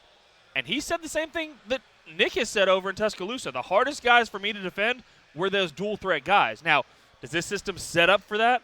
No, not really. It hasn't yet. You've got to find a way to open that and get those guys into your program. But at this point, I'm not ready to wholeheartedly change. Let me ask you, again, you're not going to wholeheartedly change unless you change offensive coordinators and schemes mid-season, which you're not going to do. No. So it's not about this year. And not with Jake Fromm under center at this point. Well, No. but hold on. Here's where I'm going with this question. And this is you read my mind, essentially.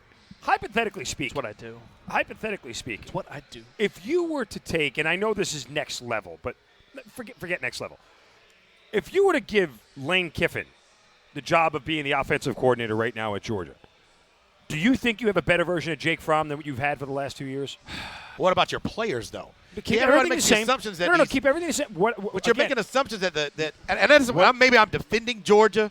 You're making the assumption that the wide receivers and the plays not called to throw to them are because of stubbornness and you just want to run the ball. Not because they might know they have wide receivers that can't get open and it's better to lean on 300-pound offensive linemen and give the ball to Swift, Harrion, and to Zeus. I'm not saying that changes the offensive philosophy. What I'm saying here is that with the right coach, you can better accentuate Jake Fromm's skills. Look, Jake Fromm throws an excellent out route, right? I agree. Yep. He throws the back shoulder. He throws a back shoulder. He throws great timing routes. Yep. The problem is you don't see enough of those called, and it's not because there is a but a back shoulder throw is not an explosive play. You're not going to score unless it's in the end zone on a back shoulder throw. But you know what? On a 3rd and 9 for a 10-yard back shoulder throw. It's a touchdown or it's a first down pickup. I mean, that's exactly. No, home team's right. It's not an explosive play. I mean, that's what I'm talking about. And I guess my issue is the fear of you could win a game with Jake Fromm. I feel like, and I'm just spitballing here, under Lane Kiffin, you could win games regularly with Jake Fromm throwing 30 times a game where you wouldn't under James Coley or any of the previous offensive coordinators. Let's talk about personnel. Like, who are the guys running routes right now? Like, the go-to guy that we all talked about was Cager till he got hurt. That's a transfer that came in and because he was an upperclassman. So you expect him to have at least understanding of the route tree and be on the same page as Jake. But then you got Blaylock, and then you got Pickens, and Matt Landers hasn't shown up yet. Or we haven't called his name nearly enough. Tommy Bush, I don't even know if he's even on the damn team anymore at this point after he came out of Texas 2 years ago. Georgia lost 3 underclassmen last year. You lost a tight end, you lost Mecole, and you lost Ridley. Those were guys who were supposed to be there at this point. Do you think this offense would not be better than what it is if they were on your team and Coley was still calling the plays? They would be. You're dealing with a lack of depth right now and a lack of not talent, because the talent is there, whether it's the recruiting rankings you want to go by or anything else. The problem is you don't have experience outside right now. And that's something Hudson and Johan talked about earlier this season. You can question anything and anybody and any attack, any approach, any series in a loss. Did James Coley lose the game for the Bulldogs against South Carolina? No, you turned the ball over 4 times. Thank you. You did not take care of the football in a game that was tighter than you thought.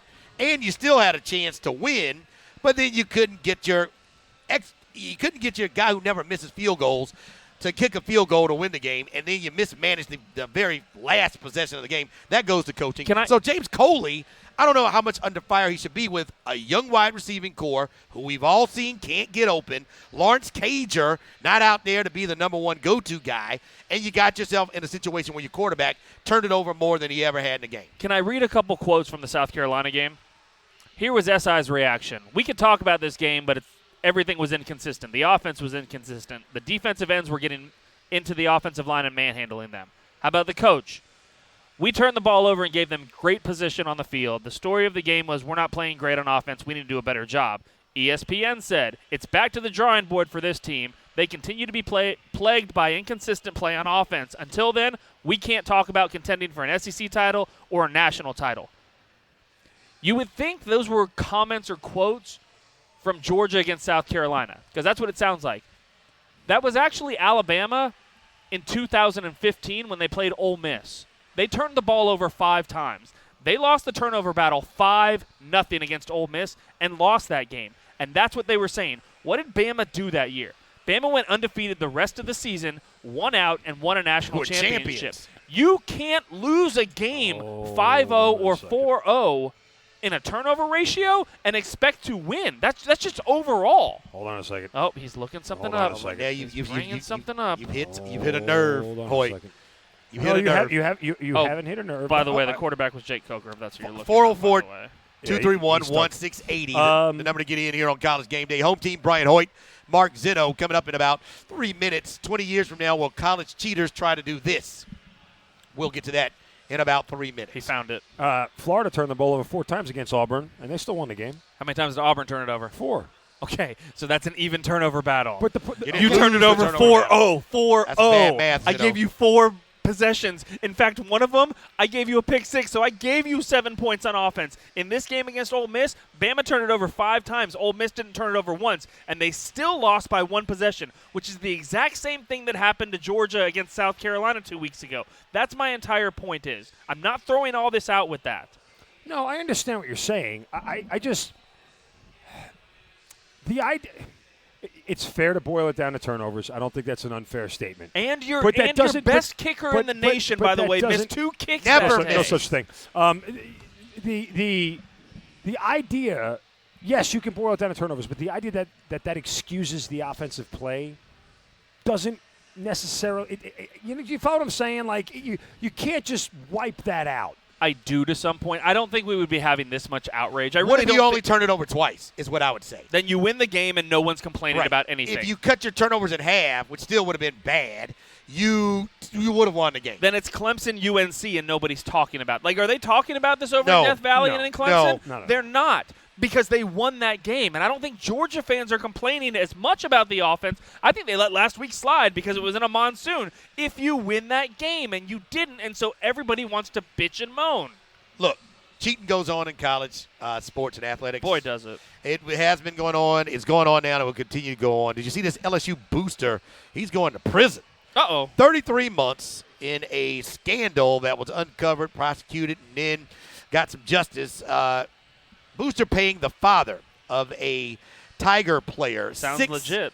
figures over there at LSU, and they're talking about $180,000, $107,000 moving. Guy set up a nonprofit. He's sending some money to the booster club, $15,000, and then funneling $180,000 over to the player's family and to the player. Question is, What's the issue here? This is college football. that's free market is what I say. Bottom line is, will this go on 20 years from now?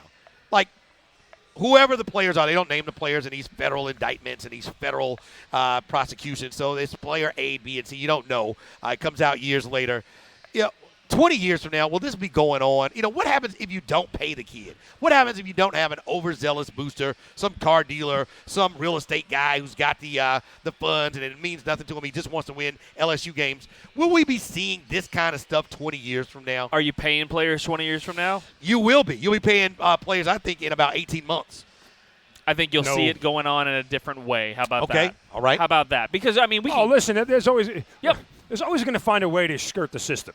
Yes. Right? They're always I mean, rule breakers in those. Listen, if the You can steroid make- era taught us anything, Yep. Yes. is that when it was straight Deca and D-ball, and they got rid of that, well, then they came up with the cream and the clear, and now they come up with pregnancy drugs and estrogen filler. I mean, there's always somebody ahead of the curve. The drug dealer is always ahead of the FBI agent by 1 step. The cheater is always ahead of the NCAA by 1 step. They always find a way to figure it out. And the funny The thing Army's is, always ahead of the terrorists by 1 step. that's That's exactly right. You tell them, Zeno. Except for that one day. There was no reason to do that. That wasn't even Whatsoever. necessary. Like, honestly, That wasn't even I just necessary. wanted Hoyt. to see the your drugstore reaction. called and they're running out of you. Golly. You're rubbing off on me. We would have had this discussion if there was sports talk radio back then. Will there ever be another SMU? Like, nobody's ever going to get another death penalty, most likely. Right. But there's always going to be cheating. There's always going to be advantages. Hell, this is sports. Like, I heard you and Johan doing the story on was it the high school team? Yes, we're going to do that at the bottom of the hour. Okay. The team that played the kid who was suspended The kid was suspended. If you ain't cheating. And they played him in a game where They he put was him on a supposed to be- mustache like Bobby Valentine. They actually did some skullduggery. It was skullduggery involved. Everybody's been fired. We'll get to it at about 1:52. That's but a bad way to lose your job if you're an adult. Oh, everybody. The AD of the high school got Oh, fired. really? The coach and the staff got Did fired. they all know about it? The we got to hear about it. season Hold on. Say it. We got to for the high school football team shut down due to the skullduggery of the cheating of this high school football coach. Look, you know if you ain't cheating, you ain't trying. Right, so cheating's going to go on. It's And like Chris Rock said, want to cheat? Can't cheat. yeah, the bottom line is the rules are there to punish you after you get caught. So I was just, blown away that this went on to this degree, the 180,000. 33 months, though. Like, what did Reggie Bush's parents get? Like, they got $1 million house. Did they get anything against them? No. Yeah, I don't know if they got any jail time. I don't know if they got that. I don't know how you But bring you're talking in almost jail 3 time. years in prison. 3 I know. years. In the big house, not the Martha Stewart house. This isn't, in the big some house. country town sheriff bringing you your pork and beans and weenies. You're going to the slammer. And it just seems like these days, and I think to your point, Zeno, might be coming to an end somewhat because the players will be getting at least the opportunity to get paid off of their license. You have to remember something. You have to remember, just because a state makes a rule doesn't mean the NCAA still can't make it illegal. Well, they're going to have a decision to make. Until the NCAA absolutely comes up with some sort of rule. That was the worst handshake I've ever seen. I didn't know. He came up with a bump. I was going to come this way. So he doesn't know about DAP. You are so I have to white. teach him how to dap up somebody. First of all, time out. I'm one armed. Oh. His dap hand Don't is bring up injured. the handicap thing. No, he's right. You can't give left-handed dap. So I went like this, but then he came out with a bump. And so I You came didn't out know with a that. bump. He's right. Zeno's right on I was that. like this, and then he went bump. He went fist bump. And then he just held your hand. he held my- Did one of those weird hold my things. hand? When you're doing fist bumps, just make a fist Anyway. and then just flick the wrist. That's it. Okay. Don't punch. Don't shove. Just a little You are flick. so white. Thank you. I appreciate that. I'm Italian. I'm not a black man turning inside out. Anyway, so by the way, K-State's leading Oklahoma at half. 24-3. Yeah, we'll give you a Georgia Quit giving United updates. Credit Union scoreboard We in got just a minute. sponsors for that. We'll take care of that in just a few Sorry, minutes. I apologize. So let me get back to this NCAA thing here, since Stewie screwed me up, like the legends, back AAF legends. Anyway, You're part of history. Don't look at that as a negative. You called Alliance of American Football Games. The AAF does it count if you don't get paid? was It a pro does. league, Oh, okay. and nobody else can say. There are not many people who can say that you're a part of American history, and As nobody soon as else we can get be a an part of it. XFL team, I'm there, baby. If a tree falls in the forest and no one gets paid, Well, I'ma it tell still you. falls. It still falls. That It XFL falls. ain't gonna last long either, brother. Let me tell you that. But you're right. There are always gonna be people cheating. The NCAA has to do something when all the states get on board. Eventually, they will. Yes. Because it just makes sense. Dude, Georgia's putting it in now. They just Yeah. put it up. Florida, their law starts next year. Look, when every major state that produces the best college football players in the country, Florida, Pennsylvania, Texas, California, Georgia, they all start doing it, guess what? They're all going to fall in line. But the NCAA has to come to grips with this and figure out a way, because they can still punish you for making money because it's against the rules. The funny thing is Georgia has now put it up as an option, and they're going to vote on it and everything else. Not because it's the right thing to do, but because it may give other schools a recruiting advantage over Let me- Georgia. First You of like all, to gamble, can- Zeno? Let can- me put can I- 10-1 on this one. can I- It'll pass. Can I argue something? I don't think this gives anybody a decided recruiting advantage. Oh, you're out of your mind. No, you just said it before. You said it before about why recruits choose schools. Are you telling me that the best running back in the nation going to Georgia with the best chance in the NFL says, you know what, I'm going to go play at USC and stink there because, well, I can get money in California and not here? If I can pay Hell you, no. if I can pay you legally or illegally, which one are you going to do? Get paid, but it's still against the NCAA. It doesn't matter. But Zeno, you're missing the go point. through, dog. Zeno, you're missing the point. It's not about the number 1 guy. It's about the number 3 guy. Yeah. It's about the third best running back who could be the best running back at another program. Would the third best running back at Georgia go to USC to be the number 1 guy All right, because they can but- pay him a little bit more with his likeness? I equate this to the no state tax thing. Do you think any free agent says, you know what, I want to go play for the Raiders because, I don't want to play for the Raiders because they're in let me start over again. I want to go play for the Dolphins because there's no state tax in Florida. No. The team that offers him $80 million, that's where he goes. But the I state think tax is there irrelevant. is a conversation. It's a bonus. It does It's an come. Do add- I play for it's the an Rockets added- or the Lakers? That does make a difference. If they're both offering you It's the same amount, which one are you going Okay, to? but The how one I'm often gonna- does that really happen that just they saying. get the Well, exact in the same NBA, amount? it's a max contract. Is a max but contract. that's my point. You can't. And who chose the Heat? other than Jimmy Butler. But the point is, you don't need to worry about the cream. Nobody's choosing the Magic. You don't need to worry about the cream of the crop in this. They're always going to be taken care It's of. the guys below. They're always Okay, going to get people. I The guys I that can- aren't getting paid Right. at the I table. could argue the guy getting a $2 million salary looks at it and goes, you know what, I'd rather keep that in my pocket and go get $2 million Right. from Orlando than get $4 million somewhere else. But again, I just don't think that's the first thing on anybody's list. Hawks open up tonight. They take on the Orlando Magic. They won their first game against the Pistons, 117-100. Trae Young, 38 points. Where are the Falcons in this? Because I'm looking around. Hawks have Trae Young. Braves have Ronald Acuna Jr. United have Joseph Martinez. And the Young, Falcons suck. exciting, Oh, sorry. stars. Fans like them. Old people love them. Young people love them. They have swag. They produce. Everybody likes their style. We now, with the Falcons, have Matt Ryan and Julio Jones, and they're the old guys. But are they still where these guys are, or do we need some new Falcons and some new blood? Mark Zeno, you have your hand raised, sir. You don't have to do that. It's not school. Yeah, Oh, just sorry. talking. It's a talk show. Sorry. Okay. Just I jump in. You Just know, butt in. Okay, just get right in there. I actually opened my show with the same thing yesterday, was simply this idea. The Falcons have to learn to let go. Do you remember when a couple of years ago, the Braves had this guy named Shelby Miller who had a 3 ERA. Yep. He was their all-star, and everyone was saying that season, it's Tehran and Miller, the 1-2 punch. And they what said, did the bye-bye. Braves, what did the Braves immediately do? So you know what? Goodbye. Arizona. I'll take that Tukey Toussaint guy and that Dansby Swanson guy and go there. What did the Hawks do? They drafted Taurean Prince, a kid that was a Traded better for him. You traded Jeff Teague and ended up Right. getting him. Yep. And that was a better version, a younger, better, more athletic version than Kent Bazemore, who was supposed to fill out that wing 3-and-D position. And then you know what the Hawks did this offseason? They said, you know what? Bye-bye, Taurean. We want to go get this guy because we're rebuilding. If the Falcons don't let go of some of these people, they will never get better. Look, if I asked you to wager amount of money you're comfortable with right now, not this season included, the next 3 years, are they above 500 or below 500? Because my money as a gambling man is below 500. This team will not get better fast unless they make moves. What you just did was told the truth, and the truth needs to be accepted, and not just the Are Falcons. you agreeing with me now? Just This is agreeing with me again? legitimate. Oh, this is real? Let 'em Not have just this. the Falcons, Let 'em have but this moment. Falcon fans. We need to learn to let go. Yeah, baby. Preach. We need to love the Amen, players brother. who are here while they are here, Amen. and then say 2 words when it's time for them to go. Bye-bye. Thank you. Oh. Mohamed Sanu, I wouldn't tell him bye-bye. I would tell him thank Thank you. you. When it's time, the next time we have a Julio Jones situation, 3 years before his contract is supposed to be renegotiated, you say thank you.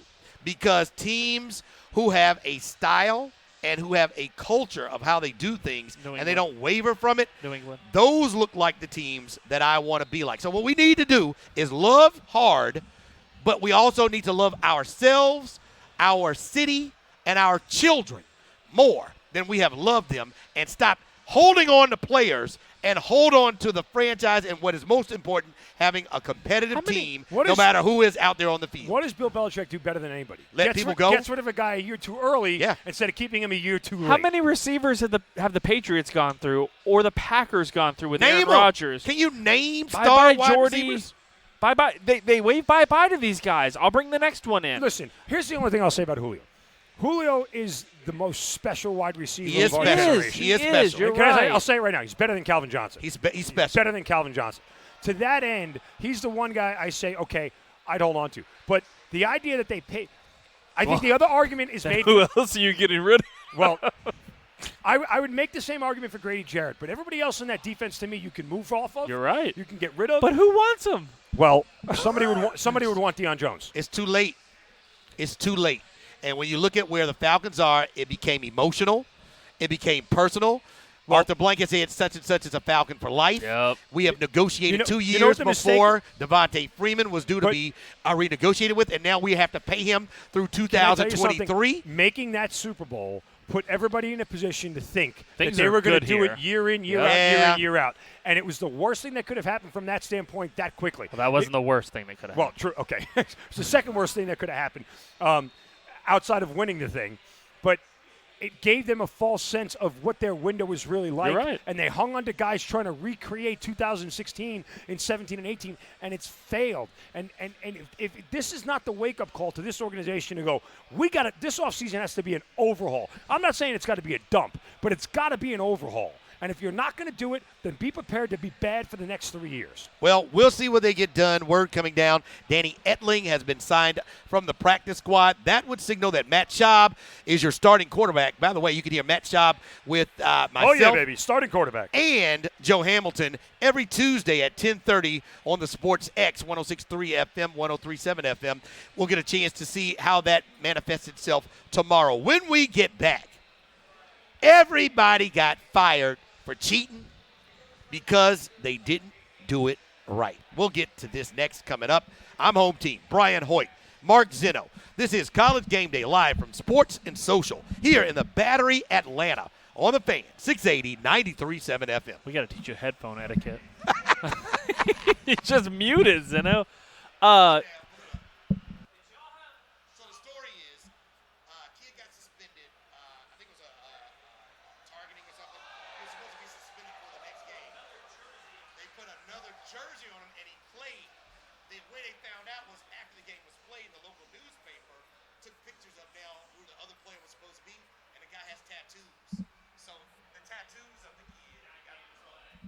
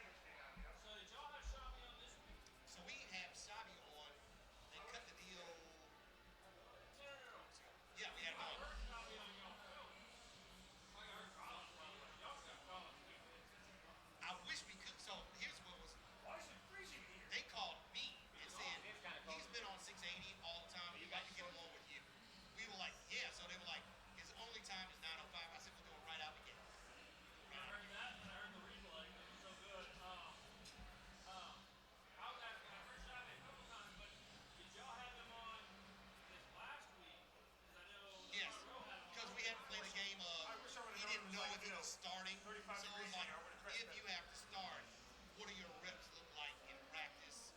Because, he's got to say, well, it hadn't been determined. So Matt Ryan's the backup, the injured backup. Does he go on your show? Matt Ryan's going to be active. He's got to play, right? Does he go on your show? Well, they just signed a third string quarterback on the practice squad today.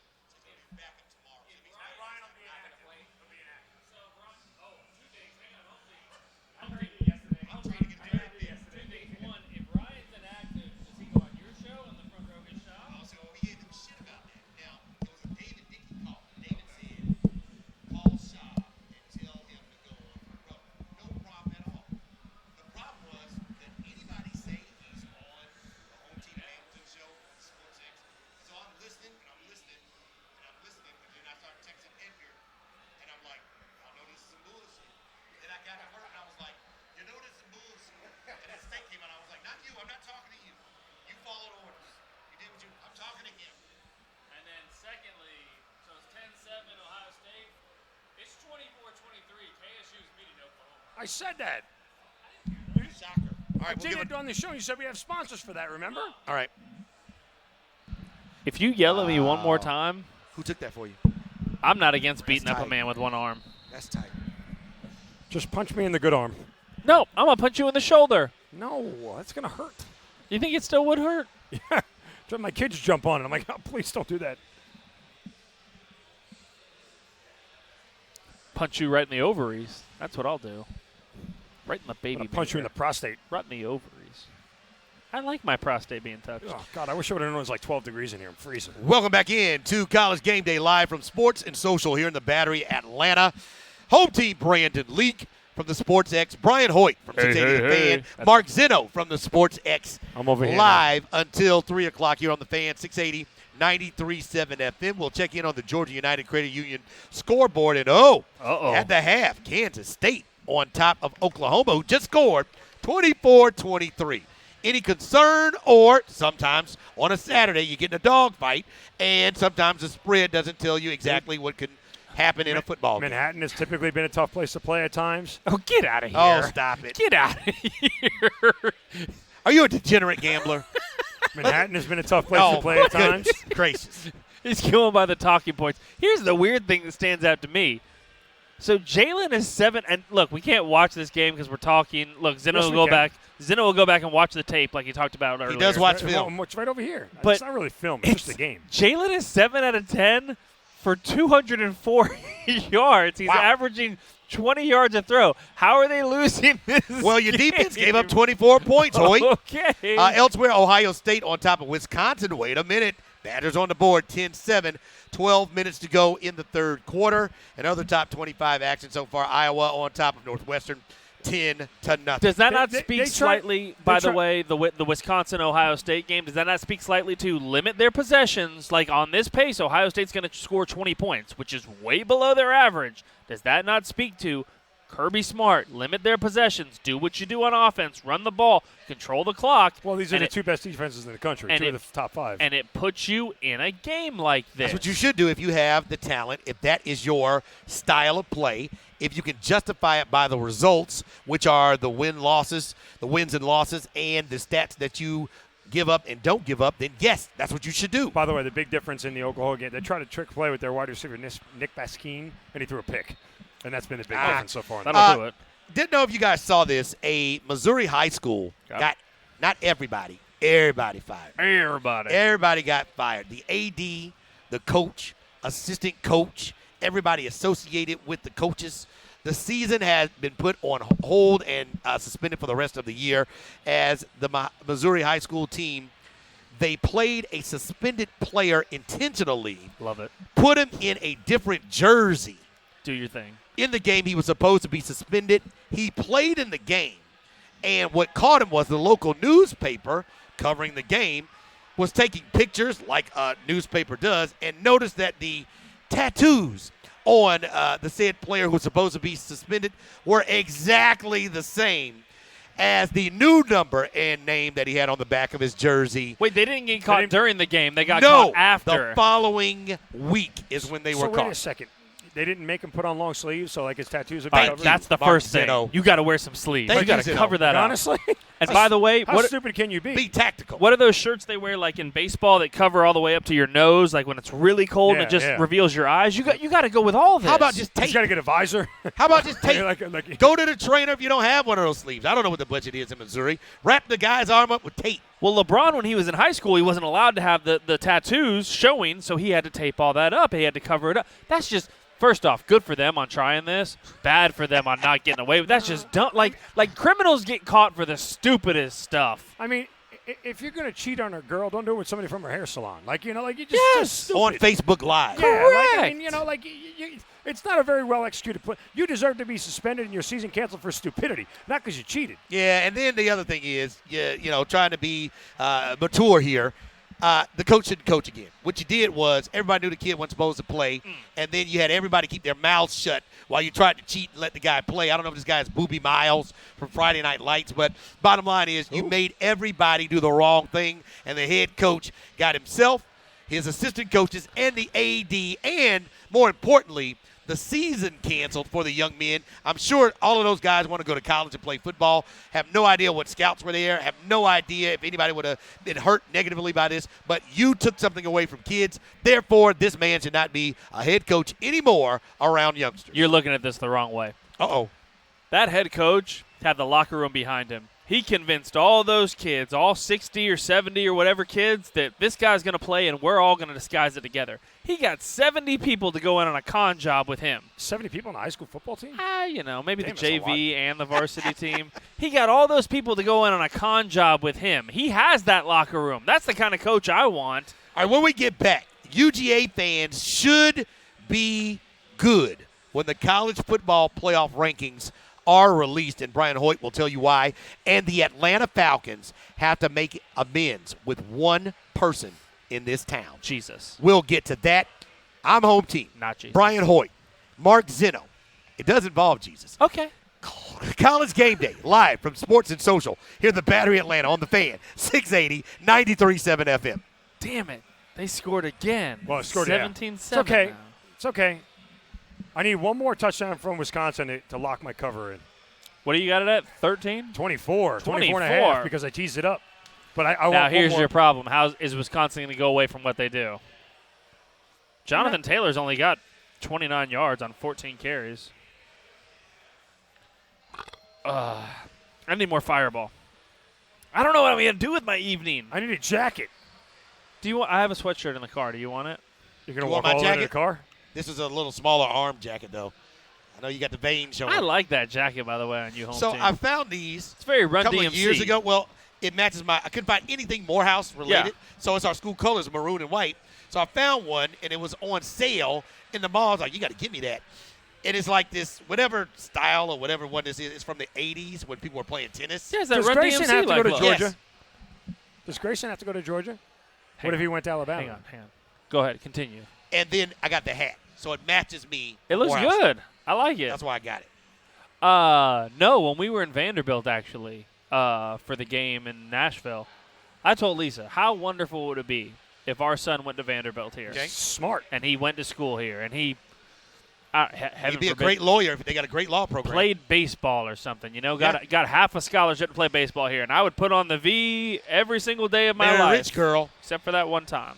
Yeah, marry a rich girl, marry one of the Vanderbilts, Get a good degree. get to hang out in that Yeah. house. One of the Nashville? Vanderbilts? One of the Vanderbilts. I'm sure there's 1,000 Vanderbilts. Isn't that a whole family? Yeah, it's a whole family. Is it? It's the people that had the Biltmore. Have No, you been the there? Did they make the Biltmore college Estate? too? Never been to the Biltmore. We went Yeah, there when the I was college a is kid. around them. Probably The need to go college back. is named after That's them? the worst place to go as a kid. Wait, to the go to col- a house, a mansion. Of rich people. Yeah. Sickly rich people. So in California, we had what is the house with 1,000,000 rooms in it? I know what you're talking about. I can't place it. LeBron's mansion? No, it's the Windsor Mansion. It was the Windsor family, and every year they had the house. They would add one more room onto the So, house. Keith, we'll do Miss Vicky Johnson at the back end of this segment. I That'll be the last thing we talk about. Who's Miss Vicky? Miss? Yeah, the church lady. Oh, is it the People are bringing thong? her back up. So before they built Mercedes-Benz Stadium, there were two churches, historically black churches that had been torn down. And this one lady That's why they're cursed. got outvoted, and now people are saying that they are cursed. And Miss Johnson came out when they lost. She was against tearing down the church, and her other parishioners voted for it, as did the pastor. So she came out on TV and went in on the Falcons, and now they've been calling it the curse of the church lady. And I've been saying, Don't fuck with Jesus. we need to find Mrs. Johnson and make amends. How's Arthur going to do that? I say, I have a theory. Only Arthur can do that.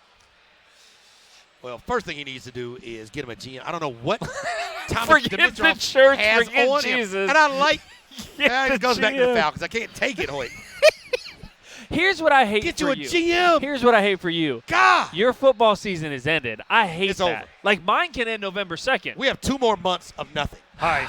How did we get here? At least you have Trey Young, and you get to watch that. I've been a Giants fan. Their season was over. Oh, before your it season was started. over before it started. Yeah. Dude, you got 4 rings. That's rich people problem. Yep, he's right.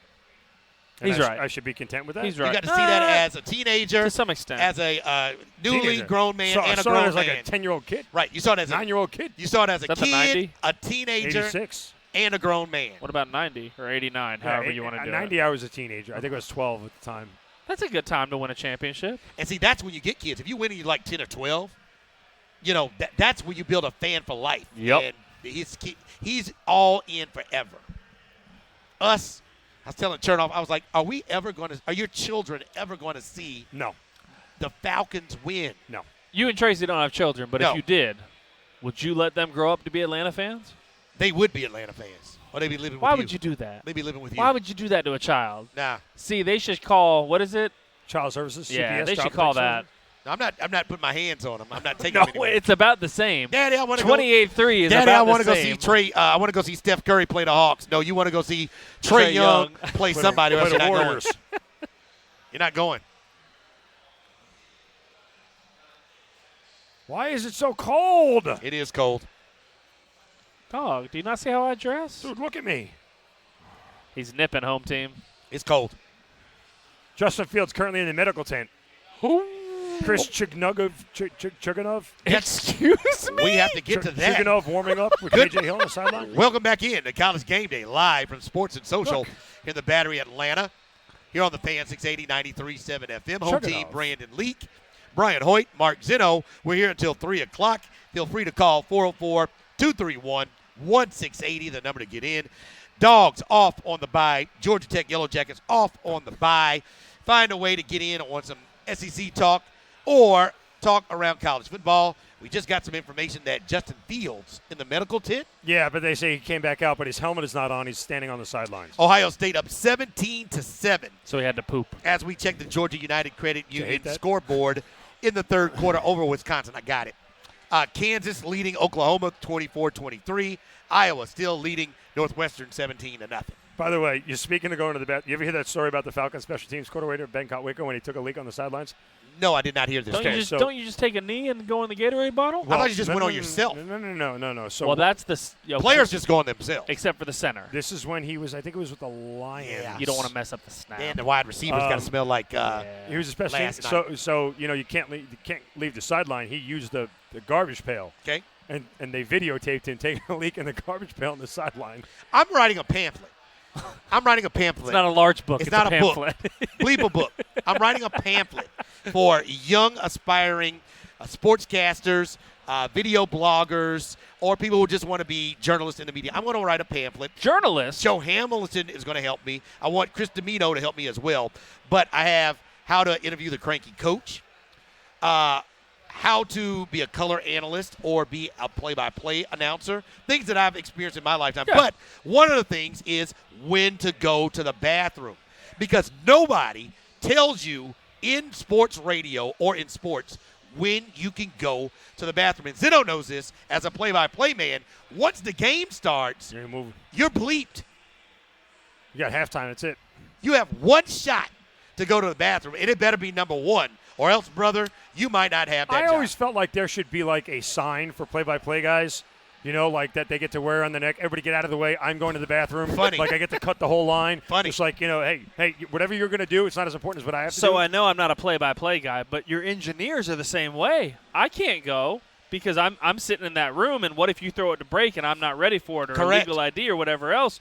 And so normally on these broadcasts, you got a two-man team. So- you can tag in, tag out. My strategy when I was on the road, because I didn't know where the layout of every arena was, I would eat breakfast and not eat anything at a certain time. After 3 o'clock, Shut it down. there would be no more eating and drinking, and then I would eat on the team bus or in the airport or in the hotel on the way home, because I had one bad experience coming back from Memphis, Tennessee one time. And when I tell you, not being able to go to the bathroom can be a physical pain that you have not been able to describe or understand, you would not believe me. Trying to hold in something When you're that floating. that nature wants to come out is not a good feeling. I will tell you a story during a break, but it was with me and Mark Stolberger and the Atlanta Thrashers. Okay? And there's a 45-minute window where you cannot leave your post. Can't go anywhere. So I just did the thing right there. Oh, boy. In the studio. Oh, Hoyt. Like a good soldier. Oh, Hoyt. I did not leave my post, Zeno. You used a Gatorade bottle? Oh, no. Have you done that before? It was the other side. Oh, really? Oh, my God. You can't get that in a Gatorade bottle.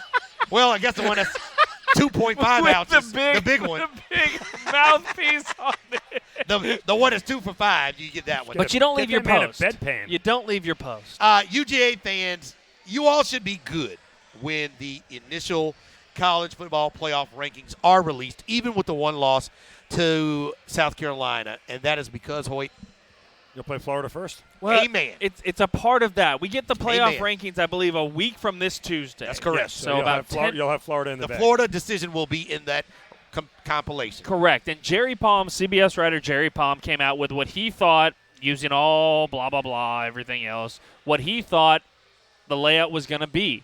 And it's Ohio State, number 1, LSU, number 2, Penn State, number 4, Oklahoma, number 5, Clemson, number 6. And then I look at number 12, and there's Georgia all the way down at number 12. Don't worry about that. And there's Notre Dame above them, and Florida above them, and Auburn above them. Do me a favor. Save all of your outrage. It's unnecessary. It's not needed. And you're going to kick the dog because you're going to see the Georgia helmet show up outside the top 10 or anything else. Don't worry about any of it because everything will take care of itself.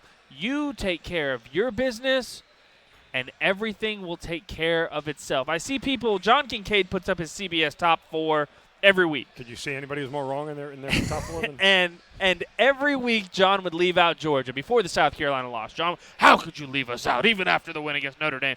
People just going through his Twitter timeline, just annihilating him. John, you're this, you're that. Save the outrage. It's not necessary. You win out, you get to the Benz, you win, you're in. That's all that's necessary. So I don't need a college football committee to tell me this. Can I tell you something? Here, Georgia's at number 10 right now. By the time they play the next game and win, there's an argument they'll be inside the top 6. Yeah, I would say you're at 8, but that's fine. No, but listen to this. Auburn will lose to LSU. Dude, that knocks them out of the top 10. Wisconsin lost last week. Hold on. Georgia still fell below them. Let me just give you this. Let me put this scenario to you. Okay, Oklahoma right now is losing 27-23 to K-State. They lose, they will fall. Penn State can lose this week to Michigan State. They will fall. Auburn will lose to LSU. Georgia beats Florida. Boom. Georgia inside the top 6. I mean, we live in such a I need immediate gratification right now, and I've got to see the results. Baby, that's the great thing about college football. We get all these weeks. Let it play out. The thing is, I remember when the first time the College Football Playoff Committee released their rankings, and what was it, 4 or 5 years ago? I forget how many years ago it was, but I remember sitting there around my TV. Ooh, Herb Street's going to talk about it, and they're going to release it, and this is great. I haven't watched another one of those since they released the first ranking the first year they did it. It's the dumbest thing you can sit there and watch because it all takes care of itself. The winner of the Big 12, you're in. Winner of the SEC, you're in. Clemson, you don't play anybody, so you're in. They just have to go undefeated again. And the winner of the Big 10, you're in. This is no longer the BCS where we're adding things up and everything else. It's a very easy thing the committee does, so don't get your panties in a wad. And just really, calm down. To your point, Hoyt, really the last 3 weeks of the season, those are the ones that matter most. There are those times like last year where Georgia was a 2-loss team after the loss to Alabama, and you're like, maybe we still get the edge. You need a lot of help. And Heather Dittich, I believe, was talking about there were people in that committee room saying Georgia is still one of the top 4 teams in the country, even with 2 losses. That I get, and that I'm fine with watching the rankings for that. Otherwise, spend time with your family. Don't waste time watching the ESPN stuff where they're revealing it. Why are you stomping your feet? Did Ohio State score again and you're not going to cover? I'm going to He's cover. a degenerate. Don't bring that I juju thought he out just in the did it for the universe. past, and he's a degenerate. Don't bring that juju out in the universe, He's bro. making mortgage payments over here. Which makes him a degenerate. Exactly. When food and shelter come involved. Can you add one word? I'm making advance mortgage payments. Oh. There you go. Okay? There you go. Well, depending on this game, it's either a 30-year loan or a 15-year loan. There you go. 15 if you got that kind of cash. Pay it off early is what people Well, would if say. he'd win more, he would have this kind of cash. We need some Really? cash. I've seen your pay. Cash funneled back This has been bad this year. to Mercedes-Benz Stadium. Falcons signing Danny Etling reportedly off the practice squad. That news will be confirmed by 4 o'clock, which would mean Matt Ryan would not play. Matt Schaub would get the start. Danny Etling would be the backup quarterback, and the Falcons would meet the Seahawks in Mercedes-Benz Stadium without Matt Ryan. How much do the Falcons lose by if Matt Schaub starts? Well, he looked good on that last drive. Don't help him with his gambling addiction. That's It's why not an that's addiction. the only reason he's out. I mean, I think the Seahawks are going to put up 28. Easily. Yeah, they're going to put up 28. So the question is, how first much half. do the Falcons get? 28-17, 28-20. I don't expect the Falcons to win. I mean, but I want we'll the see. prop bet for a pick 6 on Matt Schaub. Well, there's a lady who is resurfaced.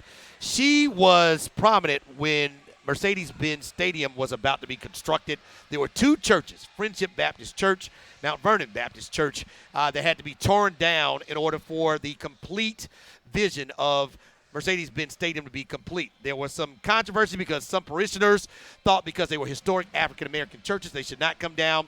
There were some parishioners who said we can move the church. The church, the history is within the people. The church is just the building. We could use those funds to go move elsewhere and then do some other great things. Well, Miss Vicki Johnson is how she was credited here locally. I think the Falcons need to reach out to Miss Johnson because she is now resurfacing, and people are calling her the church lady, and they believe Well, isn't that special? that what has gone on with the Falcons after the Super Bowl loss last year with the 7-9 season and now with the 1-6 is because of the curse of the church lady.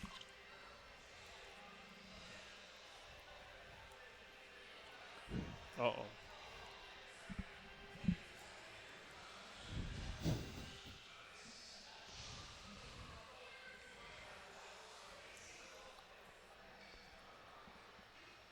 Oh, no! No, Miss Johnson. Oh, no. Goodness. She got that shot in there right at the end. Goodness. And what I want is for somebody to find her. We're trying to find her for the Home Team in Hamilton show. We want her to come in studio. I want this woman to be heard, and I don't believe in curses. But now that the Falcons are 1-6, I'm willing to look at everything.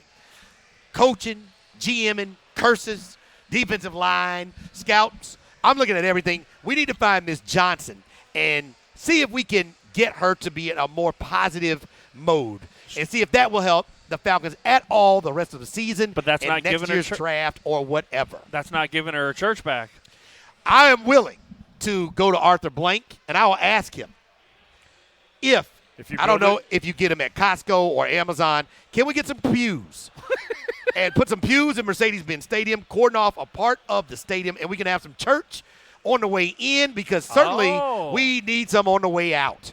And see if that would appease Miss Johnson and if Arthur Blank would be willing to do something to appease Miss Vicki Johnson. Now, does Miss Vicki Johnson only hate the Falcons? Because Atlanta United won a championship. She and they didn't say play- anything about Joseph Martinez and United, the Five Stripes. They play in that same stadium right Well, there. I hate to bang on my own team, but Alabama has won more games in the last calendar year in that building than the Atlanta Falcons.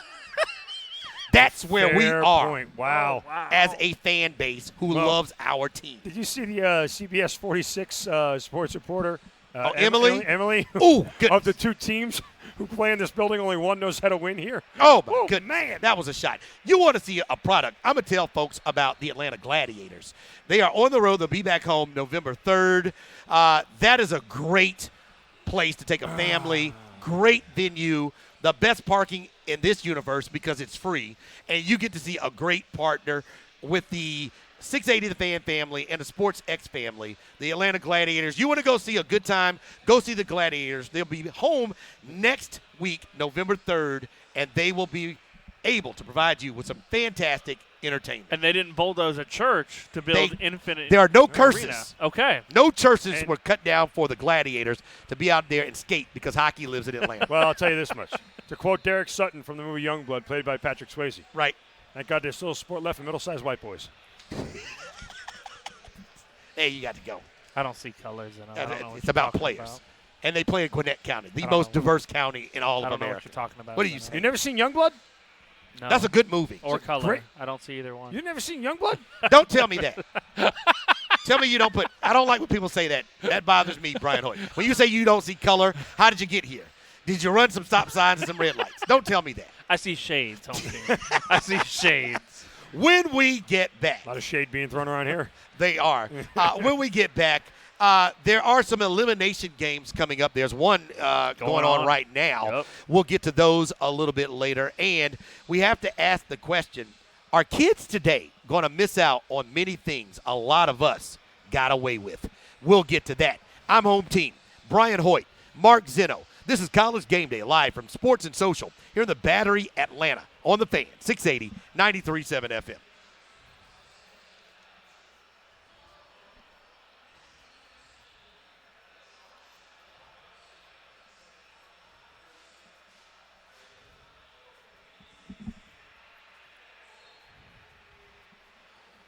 Come on, Wisconsin. Give me another touchdown. Just make me feel better Okay, about so life. hey Keith, are we down? Thank you. All Okay. right. So pregame for Thrasher started at 6:30. Okay? And in hockey, you do not take your first intermission until, I believe, 15 minutes into the first period. Okay. So from 6:30 at pregame until the first 5 minutes, that first intermission, you could not leave your post. Okay. And I will never forget, it was April Fool's Day. And Stolberger's in that little new – you were in the old building with us, right? Yeah. Yeah. Oh, for one day. Okay. My first 1 week. My first day K-State's going was over the another last touchdown, by the week way. we were at the old building. So there was that little newsroom, and Stoley would do his Right. updates there. And Stoley's updates lasted 2 minutes, 3 minutes max. It would be little quick hitters, go to break, let's talk to Dan Kamal, go to break. Like, not enough time to do your business. And I go to Stoley, I got to go now. And he goes, well, you can't go for another, 30 minutes. And I go, no, I got to go Gotta now. go. I Yeah. go, Stoley, here's what's going to happen. Your music is going to run out. Your music bed's going to run out. I need you to just keep talking. I need you to stall for 3 or 4 minutes and just let me get this out of me. So we get into the segment. As soon as we get in the segment, I start running to the bathroom. First 2 steps I take, it just starts pouring out of me. And I put my hand down there, home team, and it was like putting your thumb over the end of a water spout, and instead it just starts spraying everywhere. Golly, so you were sick. Yeah, it was a bad one. So I get to the bathroom, sit down. I'm done going. There's nothing left. But I don't know what to do at this point. So I take my underwear, take it off. It's done. It's gone. So I throw that in the trash can. The problem is when I went to throw it in the trash can, Oh, you splatter. it went all over the wall and the ceiling. Ah, And I was like, man. I'll worry about that later. I ain't got time for this. And so then I looked at my boots. It was all the way down to my boots. I take out my boots. I go barefoot. I pull up my pants with everything going on. I come back in the studio. And Stoley goes, did you make it? And I was like, no. And he goes, you're shitting me. And I go, no, I shit myself. And I turn around and it's just all down the back of my pants. Gross. Here's the worst part. I then had Kansas State scored again, 34-23. I then had to sit in it for 20 minutes until I could go change my pants. You ever hear, So I've got to change the clothes. This is back when I was mid-20s, where in your mid-20s you always kept a pair of tennis shoes, pair of shorts, pair of shirt in Right. the car, because you never knew when a basketball game was just going to break out or you're going to go swimming or anything else. So I go down and change my clothes. The problem with going to the bathroom on yourself and sitting in it for 20 minutes, it then dries into every hair you've cakey got. stink. Yeah. And then you need a shower. So I jump in the bathroom, go to clean it off. I'm butt naked in the sink, Golly. going like this, cleaning myself off. Security guard walks in. I Oh, go, boy. yeah, I got no time for this. Just keep washing He's not going to myself. take you out like that. Keep washing myself. Come back up. Apparently, I missed the hard network break. Oops. And Dan Kamal was the man that ran it. Oops. And Dan was a task He is a master. professional. He is. He's a professional. He's very Steve Holman. Professional. I expect Ballsy move here by Wisconsin going for it on 4th and 3. they have to. They're down 3 possessions. They take a Mine timeout. was, so we ate everything was regimented on the road. When you were with a team, everything is regimented. When you eat, when you go to practice, Yeah, shoot around. meals, everything. So on game day, we get up, eat breakfast, go for a shoot around. Then you would eat lunch. Then you would come back and you get a pregame meal. So you ate 3 times before the game. And usually we were used to it. And, if anything happened, I could hold a little bit. And if we had to drive, bus back, I could bus back. Well, I couldn't bus back. The bathroom on the bus was broken. Oh! And I had to hold it from Arkansas to Atlanta. And it felt What? like I was being stabbed. You didn't tell the bus? They going to let me off? Ron Hunter's going to stop the bus for me? I'll Uber from here. I don't care. I was like this the whole time. I once crapped my pants in right field in the middle of a baseball game. Wait, say that again? Tales from the commode in the that break here on College Game Day Live from Sports and I'll tell you Social that story another time. on the Fan, 680-93.7 FM. Home team, Brian Hoyt, Mark Zinno. Who are we?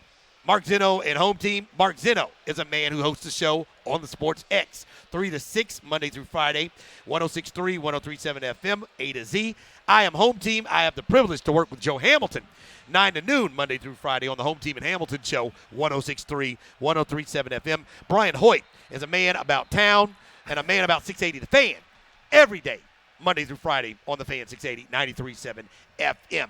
We'll get into things that your kids will never be able to do that all of us either did or know somebody did in our childhood. We'll get to that. But we do have some elimination games that are going on. Ohio State and Wisconsin. Wisconsin already out with their one loss. Don't have the cachet to overcome that. Ohio State trying to stay undefeated and not lose to Wisconsin, who last week had the best defense in the nation. And now LSU and Auburn are going to be in an elimination game later today. Let's say Wisconsin come back and win this thing. They're on the other side of the bracket. If they run the table. No. Oklahoma. If they beat Ohio State twice? Now you're dealing with bad math. Alabama. If they beat Ohio State twice? Alabama, Clemson, Oklahoma, and one more. What are these idiots doing? See what I'm talking about? As Wisconsin went for, was that fourth down? That was. Yeah. What are they doing? They went for it on fourth down and failed. On 4th and 8. Oh, fourth and 8. You got to chase the points, dude. They're late in the third at this point. It's 24-7. No. 24-7 What they should Ohio have done was State. line up for the field goal at the 48-yard field goal, whatever it was. A minute to go in the third quarter at the Horseshoe. So we have a couple of elimination games, and now an upset alert as we take a look once again at the scoreboard as Kansas. Whoa. Well, I'll tell you, Manhattan's tough place to play. Kansas State is leading Oklahoma 34-23. Plenty of time left, but now a 2-score lead for the Wildcats over Jalen Hurts in Oklahoma. And I would tell them the exact same thing that we told Georgia fans a few minutes ago. Winner of the Big 12 gets in. That's true. Regardless. Like, we can – here's the problem with college football nowadays. You can make it out to elimination Saturday, elimination this. Win your conference and you're in. You know what I mean? Like, I do believe that if Auburn loses today, Auburn's done. If Auburn wins today, Auburn controls their own destiny. Same thing with LSU. If LSU loses today, they still have Alabama and they can control their own destiny. Win the conference and you're in. No offense to the Pac-12. You're done with this. This has become a 4-conference race, basically. And I think there needs to be a little bit more conversation about this Tua injury because the assumption he's going to be out a couple of weeks, I think, is a little bit premature. Now, not seeing his scans or going with him to the doctor, I'm always skeptical when you're talking about bringing back people with surgery when they're, stitching and sewing things into guys on the low end as opposed to the longer end of the injury for you to be out. And so there could be an opening for LSU. There could be an opening for Auburn if they don't falter while Tua is out. Well, here's the problem for Alabama. You are 2 weeks removed from an actual elimination game.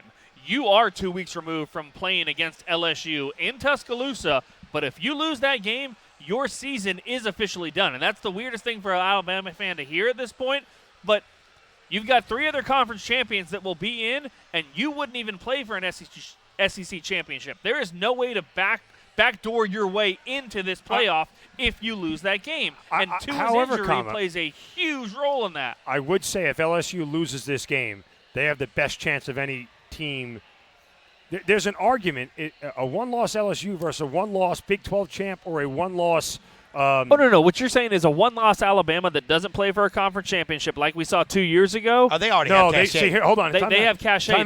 They can work their way in. Cachet shouldn't. It's not supposed to play into it. It does. But I would tell you this much. Supposed to doesn't matter. When you have that elephant next to you, the Alabama-LSU matchup means a hell of a lot more to Alabama. If they lose, I don't think they deserve to be in as a non-conference champion. But if LSU loses to Alabama, especially if it's close, they absolutely deserve to be in. But who's the only team that has proved that they can get over the non-conference champion and still get into this? It's Alabama. Well, and they won the whole thing. No. And by the way, TV executives, because we can kid ourselves that there's a committee deciding this is all TV. It's all made for reality TV. And that automatically shoes Alabama in for the bad guy. That they are the only one-loss team who is going no matter what. That's why I say if Clemson dumps a game during the regular season and is an 11-1 conference champ, they do not belong in this college football playoff. You would think, okay, I would agree with you. You would think not. But they've been in the last 4 college football playoffs, and they've won 2 of the last 3 national championships. There's a reason that they get the benefit of the doubt. Even if they lost to BC, they get the benefit of the doubt because we as a TV community and executives and everybody else, we need Clemson in. We need that Alabama-Clemson Part 5. It's good TV. It'll be good for ratings.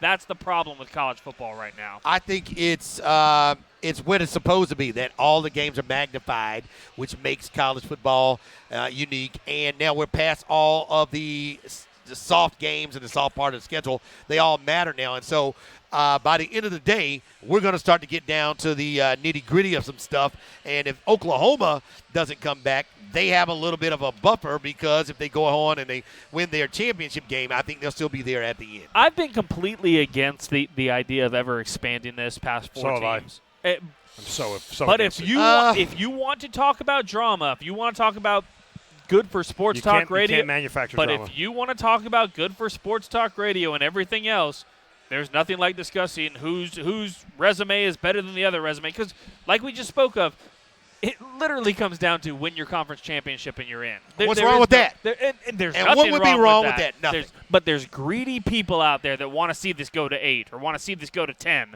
And I don't think you can first two get a financially do bye. it, though, Hoyt. Another week, another game, bowl sites, is it at home? Home team. What If are you there's- doing? If there's money to be made, they'll find a way. Yeah, but if you add 2 more weeks of college football, now you're starting to get further into January. Now you're getting close to the Super Bowl. And one thing everybody needs to learn, you don't bleep with the NFL. Then you start the season earlier, or you put more teams in the NFL Or you playoff. get rid of one bye week. Because the Super Bowl used to be in January, It's and in now February it's now. in February. They keep pushing this thing back because it's all about more money. But ultimately, at the end of the day, I love the way it's set up now. Win your conference championship, Yeah, I'm you fine win. with 4. What do you think about these kids today? They have a lot of hurdles they have to jump that we didn't do. These damn kids. But they miss out on some things as well. You came to a realization last night, Hoyt, when you were installing your home security equipment. And when I saw what you were talking about, I was like, you were exactly right. These kids today are going to miss out on a great deal of mischief, learning about themselves, other people, how to get in and out of trouble, all because of technology. Now, there are some great things about being a kid nowadays. Don't get me wrong. Whether it's Well, you don't have to know anything. You just ask your phone. correct. Hey, Siri, how much is a pound to a dollar? Like, It'll tell you right there. We had to steal things from our father in order to, find our pornography and everything else. They just go on the internet. So there are some good things, but I'm installing my Ring doorbell system in the security system last night. I put it on the windows. I put it on the doors. You cannot open a window or a door in my house without an activation alarm going off. That's right. You cannot move around my house motion detectors with cameras on them inside and outside of my house without them going off. And, where does it go? It doesn't go to the police. It goes to my phone. I can see who shows up on my front door, who pulls in my driveway, who's walking around my bedroom or my kid's room. Zeno was showing me this week a video of his son. Was it Dominic or Vincent? Fell out of bed. Yeah, rolled Vincent- out of bed. Oh, goodness. He rolled fell out out of of bed. Oh, it's a bed. It's like 4 inches. fine. Okay, all right, Yeah, it's all not right. a big Yeah. bed. Well, It's he's not a like a Zeno. normal He'll bed. be all right. He's got a hard head. But it got me to thinking, I remember being in high school, and it's a rite of passage that when your parents go out of town, you're supposed to throw a party. You got to sneak somebody in the house. You What- can't sneak anybody in the house anymore. Whether it's 6 people, whether it's 106 people, whether it's your best friends or the entire school hears about it and you throw a rager. Like at my house, I faked sick for a 3-day weekend.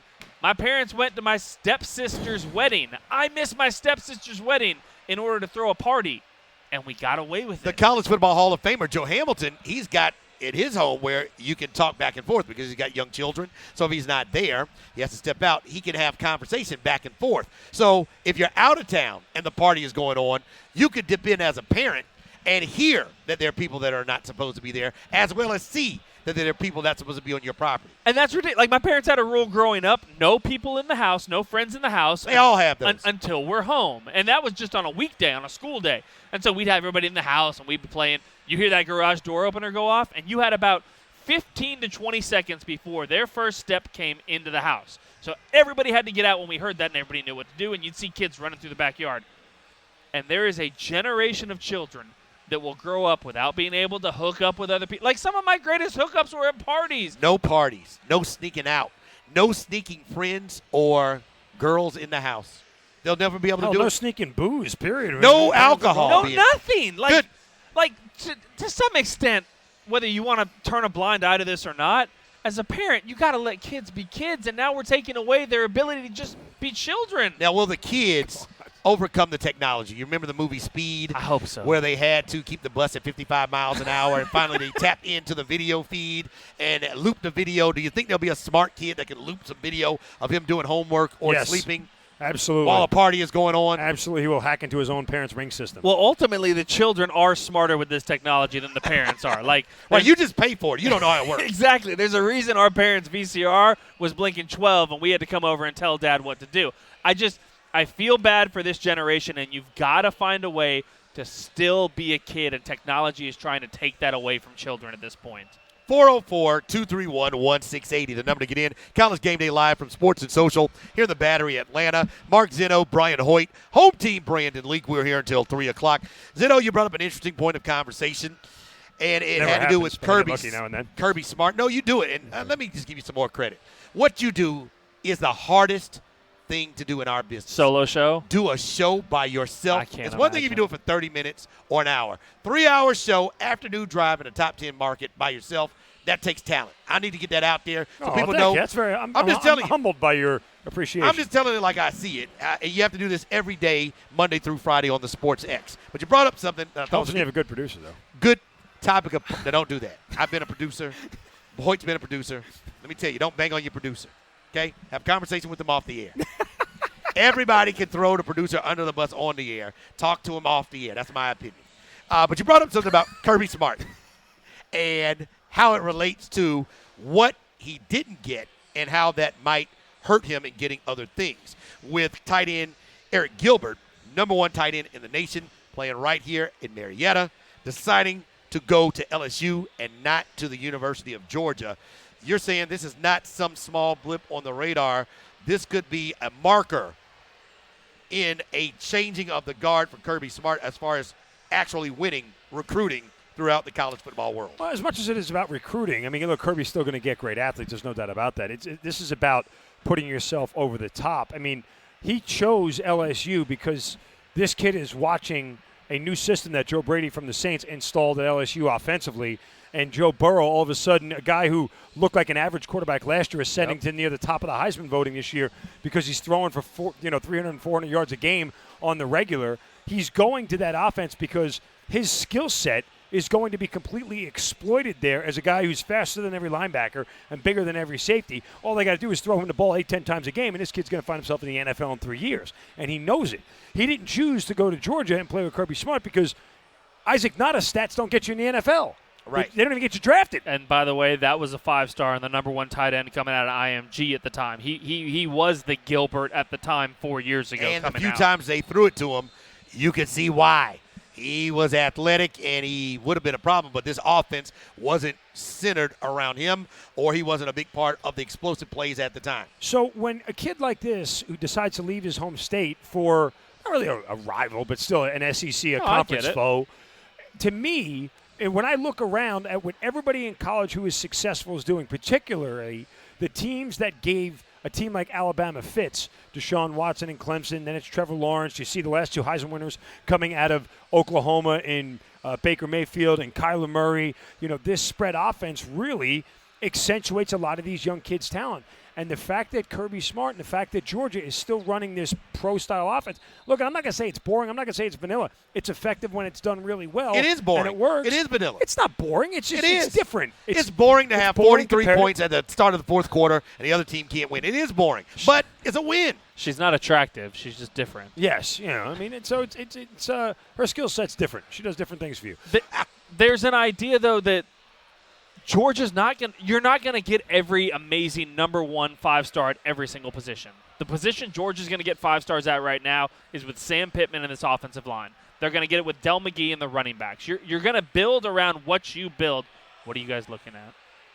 Ohio State is taking over. It's 31-7 Buckeyes No. in the fourth quarter. You're All done right, out. You're done, Wisconsin Zeno. is driving. You're done, Zeno. A lot of time left. He Go ahead. teased it down. My whole point is, as a Georgia fan, and I think Georgia fans at this point, when it happened, when the announcement happened, I believe on Wednesday, You were like, whoa. you were kind of you were reserved to the fact that he ain't coming to Georgia, and maybe the good news is he didn't go to Alabama. Maybe that's ultimately the good news out of all this, because I think a lot of Dog fans knew he wasn't going to come to Georgia because he doesn't fit the system. If he came to Georgia, what would happen? How would that be different from when Isaac Nada was here? I don't think it would be much more. He would be lost in the shuffle. Right. He would be wasted overall as things went. He's a Jimmy Graham kind of style. Yes, that's an interception, it looks like. No, he fumbled. He's a Jimmy Graham kind of style guy, and Georgia and Coley and Kirby have not shown the ability to use that. Now, with that said, it's a hell of a recruiting pitch by this staff to even be in their top 5. Because if it's as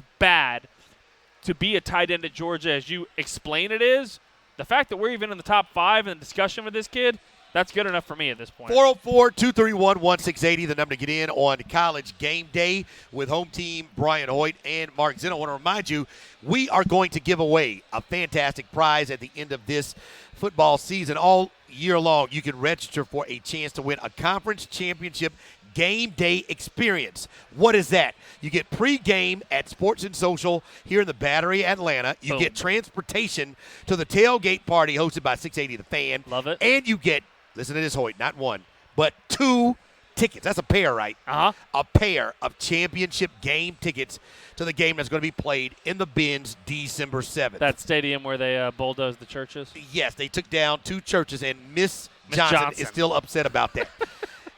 Maybe Miss Johnson wins, and maybe that'll change her fortunes and change the fortune of the city. We're also giving away a VIP table and a $2,000 tab at Sports and Social. All you have to do is go to 680thefan.com/championship to register. 404-231-1680. Let's go back out to the phone, guys, and talk to Trey.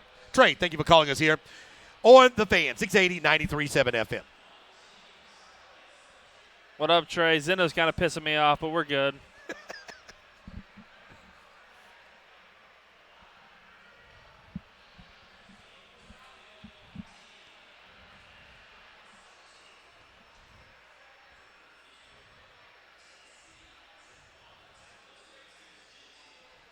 Yep.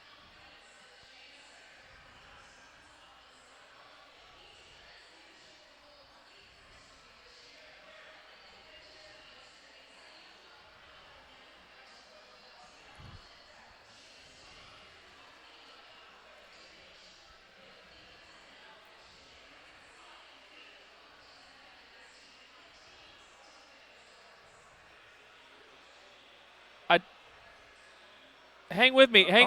Hang with me. Hang with us here. Can I add one thing to that? Yeah, go ahead. 2 years ago when that happened, okay, at the time, Alabama had played 2 top 10 opponents and 4 top 25 opponents, and the loss was to Auburn, right, in the Iron Bowl, which didn't get them there. This year, the only ranked opponent they'll play when it's all said and done may be A&M, and they won't even. I'm sorry, will be LSU because A&M likely won't be ranked. So the schedule back then for them was a lot tougher than this year's schedule. And I think that's the difference. Here's what I'll say to you. It was Trey, right? All right, here's what I'll say to you, Trey. Oklahoma or the winner of the Big 12, they're in, we assume, right? Clemson goes undefeated. They're in, we assume, right? Okay, Ohio State wins out like they're doing today. They're in, right? Okay, so the winner of the SEC championship, whether it would be Georgia, Florida, or LSU under your scenario, they would be in? Okay, then where's Alabama left?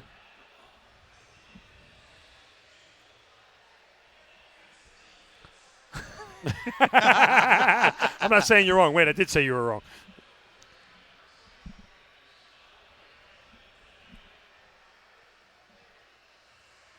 I agree with you, and it should have been Ohio State, even though Alabama showed by winning it. They were the best team in the entire country, I guess, by winning the whole thing. Alabama has they have the crescendo of being Alabama, and don't get me wrong, if there was a team that was going to sneak in by not winning their conference championship, they would be in. But things played out differently that year. Things were completely different that year, and so that's why Alabama was able to get in. I don't see it happening at this point this year. Thanks for the call, Trey. The number he called, 404-231-1680. Some breaking news earlier today. Danny Etling signed off the practice squad for the Atlanta Falcons, and that would signify that Matt Ryan is out for tomorrow's game. Matt Schaub would get the start, and Danny Etling would serve as the backup quarterback. And you can hear Matt Schaub every Tuesday at 10:30 on the Sports X on the Home Team in Hamilton show, 106.3. Would love to talk to him if he plays. But I was for sitting Matt Ryan anyway. He was hurt. Whatever percentage he would have been out there to play, it would not have been smart. You need to protect your $150 million investment. The season is lost. If they score 80 points, it matters not. If they get beat by 80 points, it matters not. It does matter if Matt Ryan can't protect himself behind an offensive line that got him hurt anyway. If you're a team right now that's one game out of the division, you know what? Try to play Matt Ryan or try to figure it out. No question. There's no need to. And I don't mean to sound offensive, Home Team, but I think you've done this too as the biggest Falcons fan I know. You waved the white flag on this season. Oh, it's over. So why would you risk Matt Ryan at this point, whether he's 80%, 70%, or 90%? You want me to tell you why? Why would you risk it? Because if you're Dan Quinn, there's only one way to save your job, and that's win football games. That's the absolute worst way to get hired as another. Well, he's not going to be here. If you lose your job as Dan Quinn, that's the worst way to ever get another head coaching job is by throwing out a half-decent quarterback. You didn't hear what I said.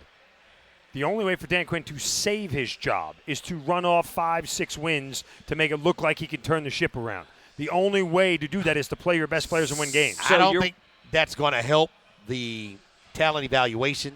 I don't think that's going to help the last 5 years. So you're telling me, hypothetically speaking, the Falcons came back and finished the season 7-9. Doesn't mean anything. It's just like last year. You had 4 wins. They win 6 in a row. That changes You had things. 4 wins with 3 weeks left to go. Would have been nice to, maybe get a better draft pick. You went on a 3-game winning streak. What did it mean? What did it mean? What did it help? What do you mean, what did it help? You went 7-9 when you had 4 wins with 3 weeks left to play. Let me ask you a question. It got you a worse pick. Would you have come into this season thinking anything expectations if they would have lost the last 3 and finished 4-12? I expected this team to be a playoff team. You would have never expected it coming off a 4-12 season. You would have never thought that. I expected this team to be a playoff team. You would have expected 9-7 and hopefully made the playoffs. This year, coming into this year, because of 7-9 last year, you felt like they were going to be a playoff team. Yes. Okay, so it changes everything. But I thought they were a playoff team regardless of their record last year. No. I thought they were a playoff team regardless of their slow start this year before the Tennessee game. It was injuries last year. It had nothing to do with the record. It was the injuries on defense that – Well, that's what we said. But the truth is – that's what we assumed last year going into this year. We are not a talented football team. I hate Wisconsin. Period. And a guy who agrees with that – the whole state. Former player Chuck Smith, AJC's website – had him commenting on Vic Beasley. And this is a man who is a Falcon through and through. This is a man whose blood is still somewhere in the soil under Mercedes-Benz Stadium. The 9-0 Rhino, who used to be the all-time leading sack leader for the Atlanta Falcons, said part of the reason where the Falcons are where they are because of Vic Beasley.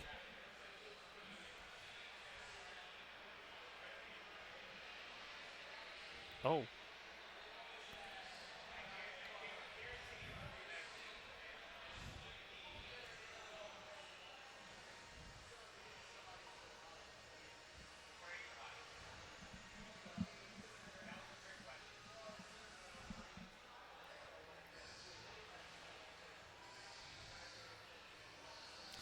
That was just part 1 of 2 clips we're going to play. I love Chuck. And Chuck, a tough guy, said, it's not on Arthur Blank. It's not on anybody else. And it's not on Dan Quinn that Vic Beasley has not helped us be better.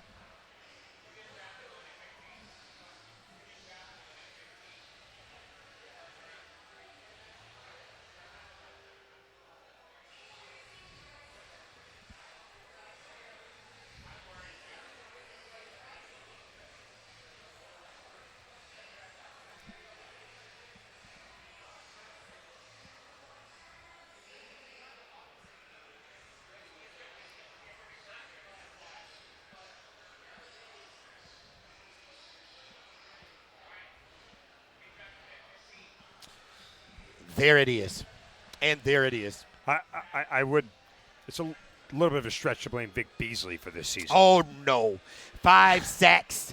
It is the fall. We're a couple of weeks into fall. The Falcons haven't had a sack since the summer. You're putting it all on Vic Beasley? Vic Beasley is a first-round draft pick. You're putting it all on one guy. Well, I would wonder if Vic Beasley had gotten a sack. How many red zone picks, Matt, in for the week 1? Houston game. Not all on Vic Beasley. Okay. It's not all on one person, so you're right about that. Matt Ryan had a bad start to the season. The defense has continued a bad start to the season. I have come to the unfortunate realization the Falcons are just not a talented team. Yeah. They just are not, and that there is what it is. What I want is for them to get some bad dudes who can get to the quarterback, who can get turnovers. Maybe somebody with a nickname. Nobody on the defense has a nickname. That was the 9-0 Rhino. We've had Jesse the Hammer Tuggle and the Predator, John Abram. Can we get somebody Suge? Is there a Suge somebody waiting in college? You trade with the Jets for, what's his name, Williams. How about Chase Young from Ohio That's State? exactly what I was going Suge to say. Young. Can we call him Suge now? And Done. Get Suge Young up in here. Done. I would love to have him on the Falcons defense. When we get back, we'll wrap things up, get to the big SEC game on the board, and see what's going on the rest of this Saturday here on College Game Day Live from Sports and Social on the Fan, 680, 93.7 FM. Well, all right. So Oklahoma's done unless they, I don't know if they can even win their championship.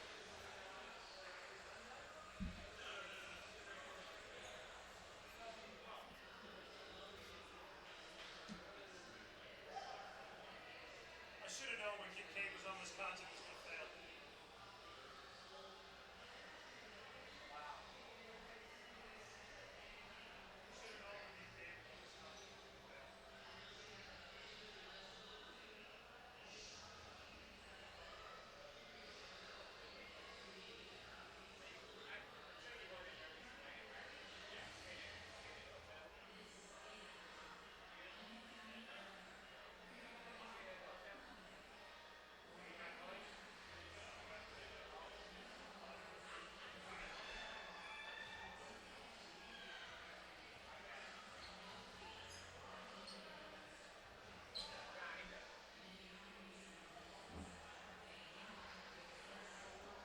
We have any more reads to hit?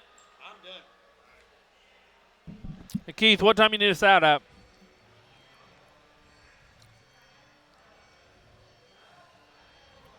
You cool with that, Tiz? 57:30. 7:30.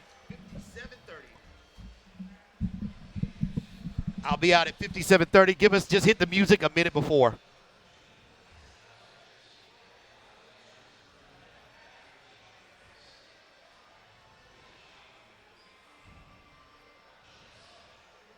That's fair. I guess that's a route for Alabama to sneak in if they lost next week. Yeah. If Oklahoma loses this week and then loses to Texas, then you got a 2-loss Texas champion. They're out. But you know what? Texas holds that, I guess, kind of fan base and everything else that maybe they'd sneak in. What the Dogs need to do is, and I'm going to be honest, it's not, you certainly shouldn't say that when you want to compete. I really don't want them to go this year because I don't want them to go and get beat up. And the truth is, based on what I saw from South Carolina, Auburn could beat them. Ohio State is the shit right now. You don't want to man. run and get beat up. So their wide receivers just aren't ready yet. And that's what I think. I think they're not throwing it because those guys aren't ready I yet. agree. And why waste plays and have a 3rd and 10 when you can have a 3rd and 2 and just get the first down? You know, they know what they're doing. Yep. They know what they're doing. That's the whole thing of the whole Justin Fields, Jake Fromm thing. These guys watched way more reps than we've ever watched. They know exactly their personnel.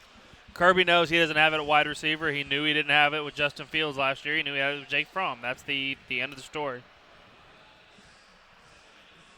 What was that comment Justin Fields made after the game? When someone said good game to us, yeah, did a great job handing off. Yeah. Remember that? Yep, that was against South Carolina. That was their biggest mistake. You know, let them get in some mop-up time. You know, but the problem is But let you're trying them to throw win it around and you're, mop up You're trying to time. win a championship, so you don't have time for that. Yep. Ain't nobody got time for that. Ain't nobody got time for it. Is there a Popeyes anywhere that has the chicken sandwiches? No, not yet. Did you? Well, I they went to said the they- one right up here on Windy Ridge. So I live off of South Cobb. There's one further down South Cobb, and the only way I got the chicken sandwich, I just drove by on the Humbug. Like, I wasn't looking for it. And Yeah. I was like, when I pulled in, I was like 4th in line that day. So I was just like, all right, give me 2. I'll eat one now, eat one later. And I ate them both within a quarter of a mile. I've had one. They were delicious. They're so incredible. They were delicious. And I love the hype Chick- was worth it. I love Chick-fil-A. Don't get I me was like, wrong. oh, boy, I should have gotten But- 3. Yeah. But I asked the guy to drive through. I said, have you all been selling anything other than chicken sandwiches? Because he looked like he was working the third shift of a hard labor job. I said, have y'all sold it? He was like, nothing, man. He said, matter of fact, here, take your drink for free. We're trying to move the line. The best part was, so I just love Popeyes in general. What time we out, Keith? 57? 57:30. 30. There was maybe 9 white people in line, then 2 black people behind them, and then I thought me. you didn't see color. I don't. Don't tell me that. I told you that. They told them we didn't have any sandwiches. 9 people go out of line. 2 black people were like, all right, well, we're still eating here. They better get it right this time. Get their red beans and rice. Oh, I had that last night. Welcome back in to College Game Day live from Sports and Social. This has been fun. Home team Brandon Leak, Mark Zeno from the Sports X, and Brian Hoyt. We've been here since noon. Thank you for listening. Thank you for watching on the live 680 The Fan stream. Thank you for your calls. Gentlemen, a couple of games are about to come to an end. They're going to have some impact on the landscape of the college football playoff rankings that are coming out in a couple of weeks. Looks like Oklahoma is going to taste a bit of losing unless they have a big fourth quarter. There goes the Big 12. As they are down. Big 12 could be out, and it looks like Ohio State is going to be in a position where they could leapfrog some teams if Tua is out and Alabama wins, but not impressively. It looks like Ohio State now up 31-7, going to get a little bit more cachet with the College Football Playoff Committee voters. That's the best team in the nation right now. Can I tell you something? That is the best team in the nation right This now. Oklahoma team losing today Right. may open the door for the loser of LSU Alabama to sneak in. It could, and we were just Good talking point. about that during the break. If they lost, again, if they This is win, a bad loss, K-State. if they lose this and win out, they're in. Now, if they I don't think so. if they lose this, get to the Big 12 championship and lose to, say, a Texas team Well, that's a two-loss team. No two-loss who's teams already ever got made it. who's already got two Two losses, losses, yeah. correct. So- Then that opens the door for a one-loss possible Let me LSU or ask you a Alabama question. in a few weeks. Let's say Kansas State loses this game. I'm sorry, Oklahoma loses this game and runs the table. LSU only loses to Alabama by a field goal. Who's the better team? Still gotta wait LSU it, is. Still got to wait it out. No, LSU is. Conference championships matter, dude. Got to wait it out. LSU is the better team. Conference championships matter. Well, they say it does. They say they LSU don't. is the better team. They do matter. Trust I me. think they do matter. As a Georgia fan, I've been on the other side of this where you've been the better team and you didn't win your conference championship and you got left out. Conference championships matter. You get an extra week to play when nobody else is on. You get the eyes of the world on you when the other team isn't playing. Guess who gets the benefit of the doubt? The team that gets that extra week to play. You want me to throw a wrench into your whole idea there? If what you're saying is true about Indeed. television executives choosing this, Okay. they would love the Bama LSU rematch. They would love it on a national stage. So here's They absolutely would love here's it. the problem, dude. We saw that. Who's out, though? We saw that in the BCS Big area. 12, Big 12 champ. Well, here's the thing about that. Oklahoma, huge fan base, huge people watching in the Middle East. Middle good America. Lord. The Middle East. Midwest. Hey, The Durker. Midwest. Or you've got Texas, which is the largest fan base, bigger than Alabama, that could sneak their way in. No, so not with two losses. it's not the same. And we've seen the Alabama LSU. If you want to cause hate in this country, put 2 SEC teams in. I dare you. You will see more divide in college football in this country than you ever do by putting and you 2 know what? When they SEC put the teams games in. on, no one's going to care because the games are going to be awesome. They do care when it's when it becomes Yeah, a and- regional sport. When you have and- Clemson, LSU, Alabama, Right. and 3 of your 4 teams end up in the Southeast, that is a problem. All right, gentlemen, who do you like? LSU getting 10.5. They're hosting Auburn. You'll hear that game next year on the Fan 680. Well, I hammered LSU today, so they better damn cover. 10.5. That's a nice number based on their offense. I got it at 11. If Auburn wins, though, I love Auburn. Plus, they eliminate, I think, LSU. LSU is going to have to do a lot of work. LSU has to look at this as an elimination game. because you have to win then on the road in Tuscaloosa. That's it. And I don't care You Tigers. I don't care what Tua's injury is or isn't. That's a You hard Tigers. pill to swallow at that point, regardless. Other side of that coin, what happens if they tap dance on them? What happens if that offense just rolls on that Auburn defense? You get the benefit of the doubt. You Tigers. That's all he's going to give me. He's got a financial interest. He's already lost his teaser. I don't know why he cares about the rest of the games. Oh, so I should just worry about the rest of the. No, the might as LSU well. isn't in the teaser. You might as well rip up the LSU isn't ticket. in the teaser. Oh, okay. I thought Just you straight up teased bet, it. buddy. Straight How up bet. many bets you got today? Well, we had fun today. We hope Saturday we during college football. gave y'all a little bit of fun here on College Game Day. We'll be back next week. Want to say thanks back at the studio to Keith Ippolito. Want to Hippo. say here on site, Derek Thomas, magnificent job. I see Stu here. I do. His presence Stewie. his presence brings positivity. Thank him for coming out. And make sure you get yourself locked into some really good college football the rest of the day here on The Fan. 680, 93.7 FM. See, boys. I had fun, gentlemen. Yeah. Pull it up. Pull it up. Yeah. See you, Keith. See you, brother.